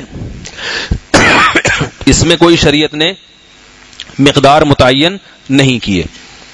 اس میں جو میڈیکل سائنس کہتی ہے, اور جو ہمارے بھی, کیونکہ ماشاءاللہ ہمارے پاس بھی بچے ہیں, اور جو چائلڈ اسپیشلسٹ ہیں ان سے ہمارے تعلقات بھی رہے ہیں. بچے ہوں گے تو ظاہر ہے ہر اس فیلڈ کے اسپیشلسٹ سے تو تعلق ہوگا آپ کا. تو جو بچے کے لیے ماں کا دودھ جو انتہائی ضروری ہے, جس کو تو لازمی پورا کرانا ہے, وہ ہے 6 مہینے. 6 مہینے تک اگر بچے کو ماں کا دودھ نہیں ملا, بچے میں درجنوں بیماریاں پیدا ہوتی ہیں, اور وہ ہوتی رہتی ہیں. اس کا کوئی آلٹرنیٹ اللہ نے پیدا کیا ہی نہیں ہے. نہیں آ رہی میرا خیال ہے بات. 6 مہینے کے بعد آپ کو آہستہ آہستہ دودھ چھڑا کے روٹی پہ لانا ہے. کیا کرنا ہے؟ بول لو نا, آپ کے بھی تو بچے ہوں گے, آپ بھی تو کسی کے بچے تھے, تو جب آپ کے بچے تھے تو آپ کے نہیں ہوں گے آگے, ابھی سے سیکھ لو. 6 مہینے کے بعد کیا کرنا ہے آپ نے؟ اس کو پاپوں پہ نہیں, ڈبل روٹی پہ نہیں, کس پہ؟ روٹی پہ. طاقت اور توانائی گندم کی روٹی میں ہے, پاپوں میں نہیں ہے. بیمار ہوگا اور پاپے کھا گئے. ڈبل روٹی سے کیا ہوگا کہ اس کا پیٹ بھر جائے گا, توانائی پوری نہیں ملے گی, بھوک اڑ جائے گی اس کی. تو کس پہ لانا ہے؟ ڈائریکٹ روٹی پہ. لیکن بچے کا بہت وہ میدا سخت ہوتا ہے. 3 چیزیں کھلا دو اس کو, کیلا, آلو ابلا ہوا اور روٹی. اب اس میں سے آپ دیکھیں بچہ کون سی, آلو بھی بڑا, جیسے آلو ہوتا ہے نا گول, تو کھا کے بندہ بھی ایسا ہی ہو جاتا ہے, بچہ بھی ایسا ہی ہو جائے گا گول. کیلا بھی اچھی چیز ہے, میں بہت زیادہ پروٹین ہوتے. تو وہ آپ نے کیا کیا, گائے کے دودھ یا بھینس کا دودھ, اس میں تھوڑا پانی ملایا کریں. یہ گاڑھا ہوتا ہے دودھ, بچے کے لیے صحیح نہیں ہوتا. پانی میں یا دودھ میں ملا لیں اور اچھا ہے, ورنہ پانی میں بھی ملا کے بھی اس کو, روٹی کو بھگو دیا, بالکل جب نرم ہو گئی اس کو گرینڈ کیا. اس کو تھوڑا تھوڑا ہلکا ہلکا بچے کے منہ میں ڈالنا شروع کریں, اور دودھ پھر کم کرنا شروع کریں. مسئلہ یہ ہوتا ہے, پہلی یہ بات سمجھیں کہ بچے کے لیے 6 مہینے کے بعد اب جو اس کی گروتھ ہوگی اس میں دودھ کا زیادہ دخل نہیں ہے, بلکہ ٹھوس غذاؤں کا دخل زیادہ ہے. سمجھ رہے ہو؟ آپ اپنی مثال لے لیں, آپ سارا دن دودھ پیئیں, روٹی نہ کھائیں, جتنے ہیں اتنے کے اتنے ہی رہ جائیں گے آپ. ایک آدمی نے شادی کی, بچوں کو خوراک صحیح نہیں مل رہی, تو بیوی سے کہہ رہا ہے یہ 10 سال ہو گئے ان کے پودے لایا تھا وہ بڑے ہو گئے. یہ کم وقت اتنے کے اتنے ہی ہیں، تو یہ نہیں بڑے ہوں گے اب، یہ بس اتنے ہی رہیں گے اب. تو جب کھلاؤ گے ہی نہیں ان کو ٹھوس غذائیں تو وہ بڑے نہیں ہوں گے. وہ تو بچے کی گروتھ کس سے ہوگی؟ گندم سے اور آلو سے، اور دلیا بھی کھلا سکتے ہو اس کو، لیکن نرم، بہت نرم کر کے. وہ تھوڑے تھوڑے دن میں آہستہ آہستہ خود ہی اسٹرانگ ہو جائے گا. اگر آپ نے ٹھوس غذائیں نہیں کھلائیں تو گروتھ نہیں ہوگی اس کی، اب جان نہیں پکڑے گا. جیسے آپ اگر خود دودھ پیتے رہو تو کچھ بھی نہیں ہوگا. آپ کو روٹی کھانا ضروری ہے، چاول کھانا ضروری ہے، یہ سب چیزیں. چاول ابھی نہ کھلائیں، آلو پہ زیادہ. آلو بڑا، آلو کا آپ کو پتہ چل جائے نا کیسی خاندانی چیز ہے، بڑی خاندانی چیز ہے. آلو میں بہت توانائی ہوتی ہے. تو کیلا زیادہ نہیں کھلائیں گے، کیلے سے ریشہ پیدا ہوتا ہے. تو آلو روٹی پہ فوکس کریں، کبھی کبھار کیلا بھی کھلا دیا نرم کر کے. اور دودھ کم کریں پھر اس کا، کیونکہ جب بچہ بھرپور طریقے سے دودھ پیتا ہے تو پیٹ بھر جاتا ہے، پھر وہ روٹی، بولو نا بھائی، اب ایک ٹائم دودھ چھڑا دیا اس کو روٹی پہ لائے، آہستہ آہستہ دوسرے ٹائم. تو اس کام کے لیے شریعت نے آپ کو 2 سال کا ٹائم دیا ہے. کچھ لوگ یہ 1.5 سال میں کامیاب ہو جائیں گے، کچھ 1 سال میں ہو جائیں گے، کچھ 2 سال میں. سمجھ رہے ہو؟ تو چلانا 1-1.5 سال تک تو، کم از کم 1 سال تک تو چلانا چاہیے. اس سے دودھ بھی ضروری ہے، بالکل نہیں چھوڑانا، وہ ہڈیوں کے لیے بہت ہے، لیکن اس کو کم کریں گے تو پھر یہ دوسری غذا جائے گی بچے کے پیٹ میں، اور اس میں وہ چیخے گا، چلائے گا تو وہ کرے گا، وہ اس کی پرواہ نہ کریں. تو رہا یہ مسئلہ کہ بچوں میں وقفہ کتنا ہونا چاہیے، یہ چیز اللہ نے انسان پہ نہیں چھوڑی. اس کا خالق کون ہے؟ اللہ. اس نے ایک سسٹم بنا دیا ہے. یہ ڈاکٹر یاد رکھو، یہ جیسے سائنسدانوں میں، جو ہمارے سیاسی لوگ ہیں ان میں 1 نمبر بھی ہوتے ہیں اور 2 نمبر بھی ہوتے ہیں کہ نہیں ہوتے؟ کیا خیال ہے؟ طلبہ جو پڑھ رہے ہیں یا جو ملازمین ہوتے ہیں دفتروں میں، ان میں 1 نمبر بھی ہوتے ہیں، 2 نمبر بھی ہوتے ہیں. شوہروں میں 1 نمبر بھی ہوتے ہیں، 2 نمبر بھی. بیویوں میں 1 نمبر بھی، 2 نمبر بھی. اماموں میں 1 نمبر بھی، مولویوں میں 1 نمبر بھی، 2 نمبر بھی. ہر طرح ہر چیز. تو ایسے یاد رکھو، سائنسدانوں میں بھی 1 نمبر بھی ہوتے ہیں، 2 نمبر بھی ہوتے ہیں. ڈاکٹروں میں 1 نمبر بھی ہوتے ہیں، 2 نمبر بھی ہوتے ہیں. تو ہر ڈاکٹر کی ہر رپورٹ صحیح نہیں ہوتی، یا تو اس نے پڑھا ہی نہیں ہوتا.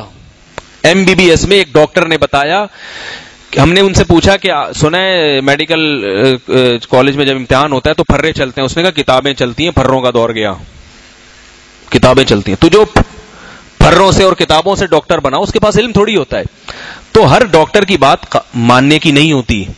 دو یورپ کے ماہرین ہیں نا، یورپ کے ماہرین جو نوبل انعام یافتہ ہے، جو گائنالوجسٹ میں ماہر ہیں، وہ جو بڑے بڑے گائنالوجسٹ ہیں، وہ یہ کہتے ہیں کہ عورت کی صحت اسی میں مضمر ہے کہ وہ ولادت کے عمل سے گزرتی رہے. اگر اس کو روکو گے تو اس کی صحت، بولو نا بھائی، خراب ہوگی. اب یہ لمبا ٹاپک ہے، میں ابھی نہیں چھیڑوں گا، بہت زیادہ وقت ہو گیا ہے. یہ ایک اصول اور ضابطہ ہے کیونکہ یہ اس کی فطرت ہے. رہا یہ مسئلہ کہ پھر تو ایسے ہوتے چلے جائیں گے، نہیں ہوتا، ایسے نہیں ہوتے چلے جاتے. قدرت نے خود بخود وقفے کا ایک نظام بنایا ہوا ہے. ماں جب بچے کو فیڈ کراتی ہے تو اسے پریگنینسی کا امکان تقریباً ختم ہو جاتا ہے، نہیں ہوتی پریگننٹ. وہ قدرت نے کہا ہے کہ بھئی ابھی فیڈ کرا رہی ہے تو لہذا ابھی حمل نہیں ٹھہرے گا. یہ قدرت کا ایک بنایا ہوا نظام ہے. جیسے ہی اس کی فیڈ ختم ہوگی پھر پریگنینسی کا امکان آہستہ آہستہ، فوراً نہیں بڑھتا، آہستہ آہستہ بڑھنا شروع ہو جاتا ہے. اگر کسی خاتون کو فیڈ کرانے کے دوران ہی پریگنینسی ہو گئی تو اس کا مطلب ہے کہ اس کی صحت عام عورتوں سے بہت زیادہ اچھی ہے. سمجھ میں نہیں آ رہا؟ تو اس کی صحت عام خواتین سے بہت زیادہ، کیونکہ پریگنینسی کمزور عورتوں کو نہیں ہوتی، صحت مند عورتوں کو ہوتی ہے. جس کی صحت اچھی ہوگی اس کے ساتھ ہوگا یہ معاملہ. تو یہ تو ہے میڈیکل سائنس کے لحاظ سے. اس لیے یہ دماغ سے نکال دیں کہ تسلسل کے ساتھ بچے پیدا ہونے سے عورت کی صحت خراب ہوتی ہے. یہ تو 100% جھوٹ ہے، بہت بڑا جھوٹ ہے. جن عورتوں کی ولادت بچے ہوتے رہتے ہیں وہ 90 سال تک زندہ رہتی ہیں. پہلے دادیاں نانیاں 90 سال ٹھیک ہے، وہ تو جانتی نہیں تھی یہ کیا ہوتا ہے. البتہ ایک چیز ہے کہ خواتین کے لیے ایک کے بعد فوراً دوسرا بچہ سنبھالنا مشکل ہوتا ہے. اس سے وہ ہے بھائی صحت، ایسی صحت کا کیا کرنا، ادھر ایک پڑا ہوا چیخ رہا ہے، ادھر سے ٹیں، ادھر سے آواز آئی اس کی، دوسرے کی پیں کی آواز وہاں سے آئی، ٹھیک ہے نا. تو حقیقت پتہ ہے کیا، یہ تھوڑے دن کی ٹینشن ہے. ورنہ جس عورت کے بچے ہوتے ہیں اس کا بڑا بچہ جب تھوڑا سا ذرا ہوتا ہے وہ باقیوں کو سنبھال. میں ابھی ایک مثال دوں آپ کی. ابھی میں کہیں کورس کرنے گیا تھا تو اپنے گھر والوں کو بھی لے گیا. جس زوجہ کے بچے زیادہ تھے ان کو لے کر جا سکا میں, جن کے بچے کم ہیں ان کو نہیں لے جا سکا میں, کیونکہ جن کے بچے زیادہ تھے تو ان میں بڑی والی نے سب چھوٹوں کو سنبھال لیا. گھر کا نظام اس نے ہاتھ میں آ گیا, اور اس کو اپنا خلیفہ بننے میں مزہ بھی بہت آ رہا تھا کہ آج امی ابو جا رہے ہیں اور خلافت کس کے حوالے کر کے جا رہے ہیں, اب اس گھر کا بڑا کون ہے, میں ہوں. اس نے خوب دماغ لگائے, شام کو رپورٹیں پہنچی, چھوٹی والی کو اس نے یوں, حالانکہ وہ خود چھوٹی ہے بڑی نہیں ہے, لیکن اپنی چھوٹیوں کو اس نے ایسا کھینچ کے رکھا, اس میں تربیت کا عنصر بھی پیدا ہوا. تو وہاں میں جب گیا تو لوگوں نے مجھے کہا کہ بھائی آپ کیسے لے آئے, آپ کے تو بچے ہیں, اور یہ. میں نے کہا بھائی جن کے زیادہ بچے ان کو لے آیا ہوں میں, جن کے بچے نہیں ہیں ان کو نہیں لا سکا. انہوں نے بچے سنبھالنے ہیں, چھوٹا بچہ ہے وہ نہیں چھوڑ کے آ سکتا, اس میں بچے الاؤ نہیں تھے, ٹھیک ہے نا. تو بعض چیزیں پروپیگنڈے کے ذریعے پھیلا دی جاتی ہیں, ان کا حقائق سے تعلق نہیں ہوتا. ماں کے بچے ہوں گے تو گھر سنبھالنے میں وہ ماں کا ساتھ دے گی, ساتھ دیں گے بچے, وہ جتنے ہوں گے اتنی زیادہ ریسٹ کرے گی, وقتی ٹینشن ہے.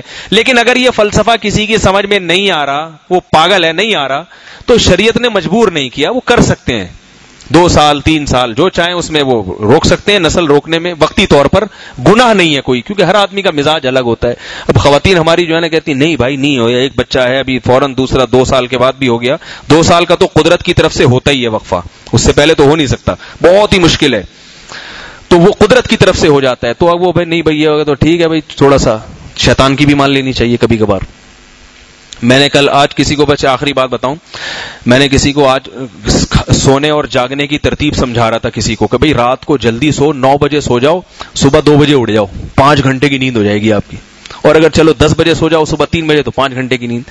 وہ مجھے کہہ رہے تھے نیند کا شیڈول بتائیں, کوئی شیڈول. میں نے کہا دوپہر آپ قیلولہ کرو 1 گھنٹے کا, تو یہ 6 گھنٹے کی نیند اور سارا دن فریش گزرے گا آپ کا. تو وہ کہنے لگے یار 1 گھنٹے کا. میں نے کہا اصل میں تو آدھے گھنٹے کا ہے.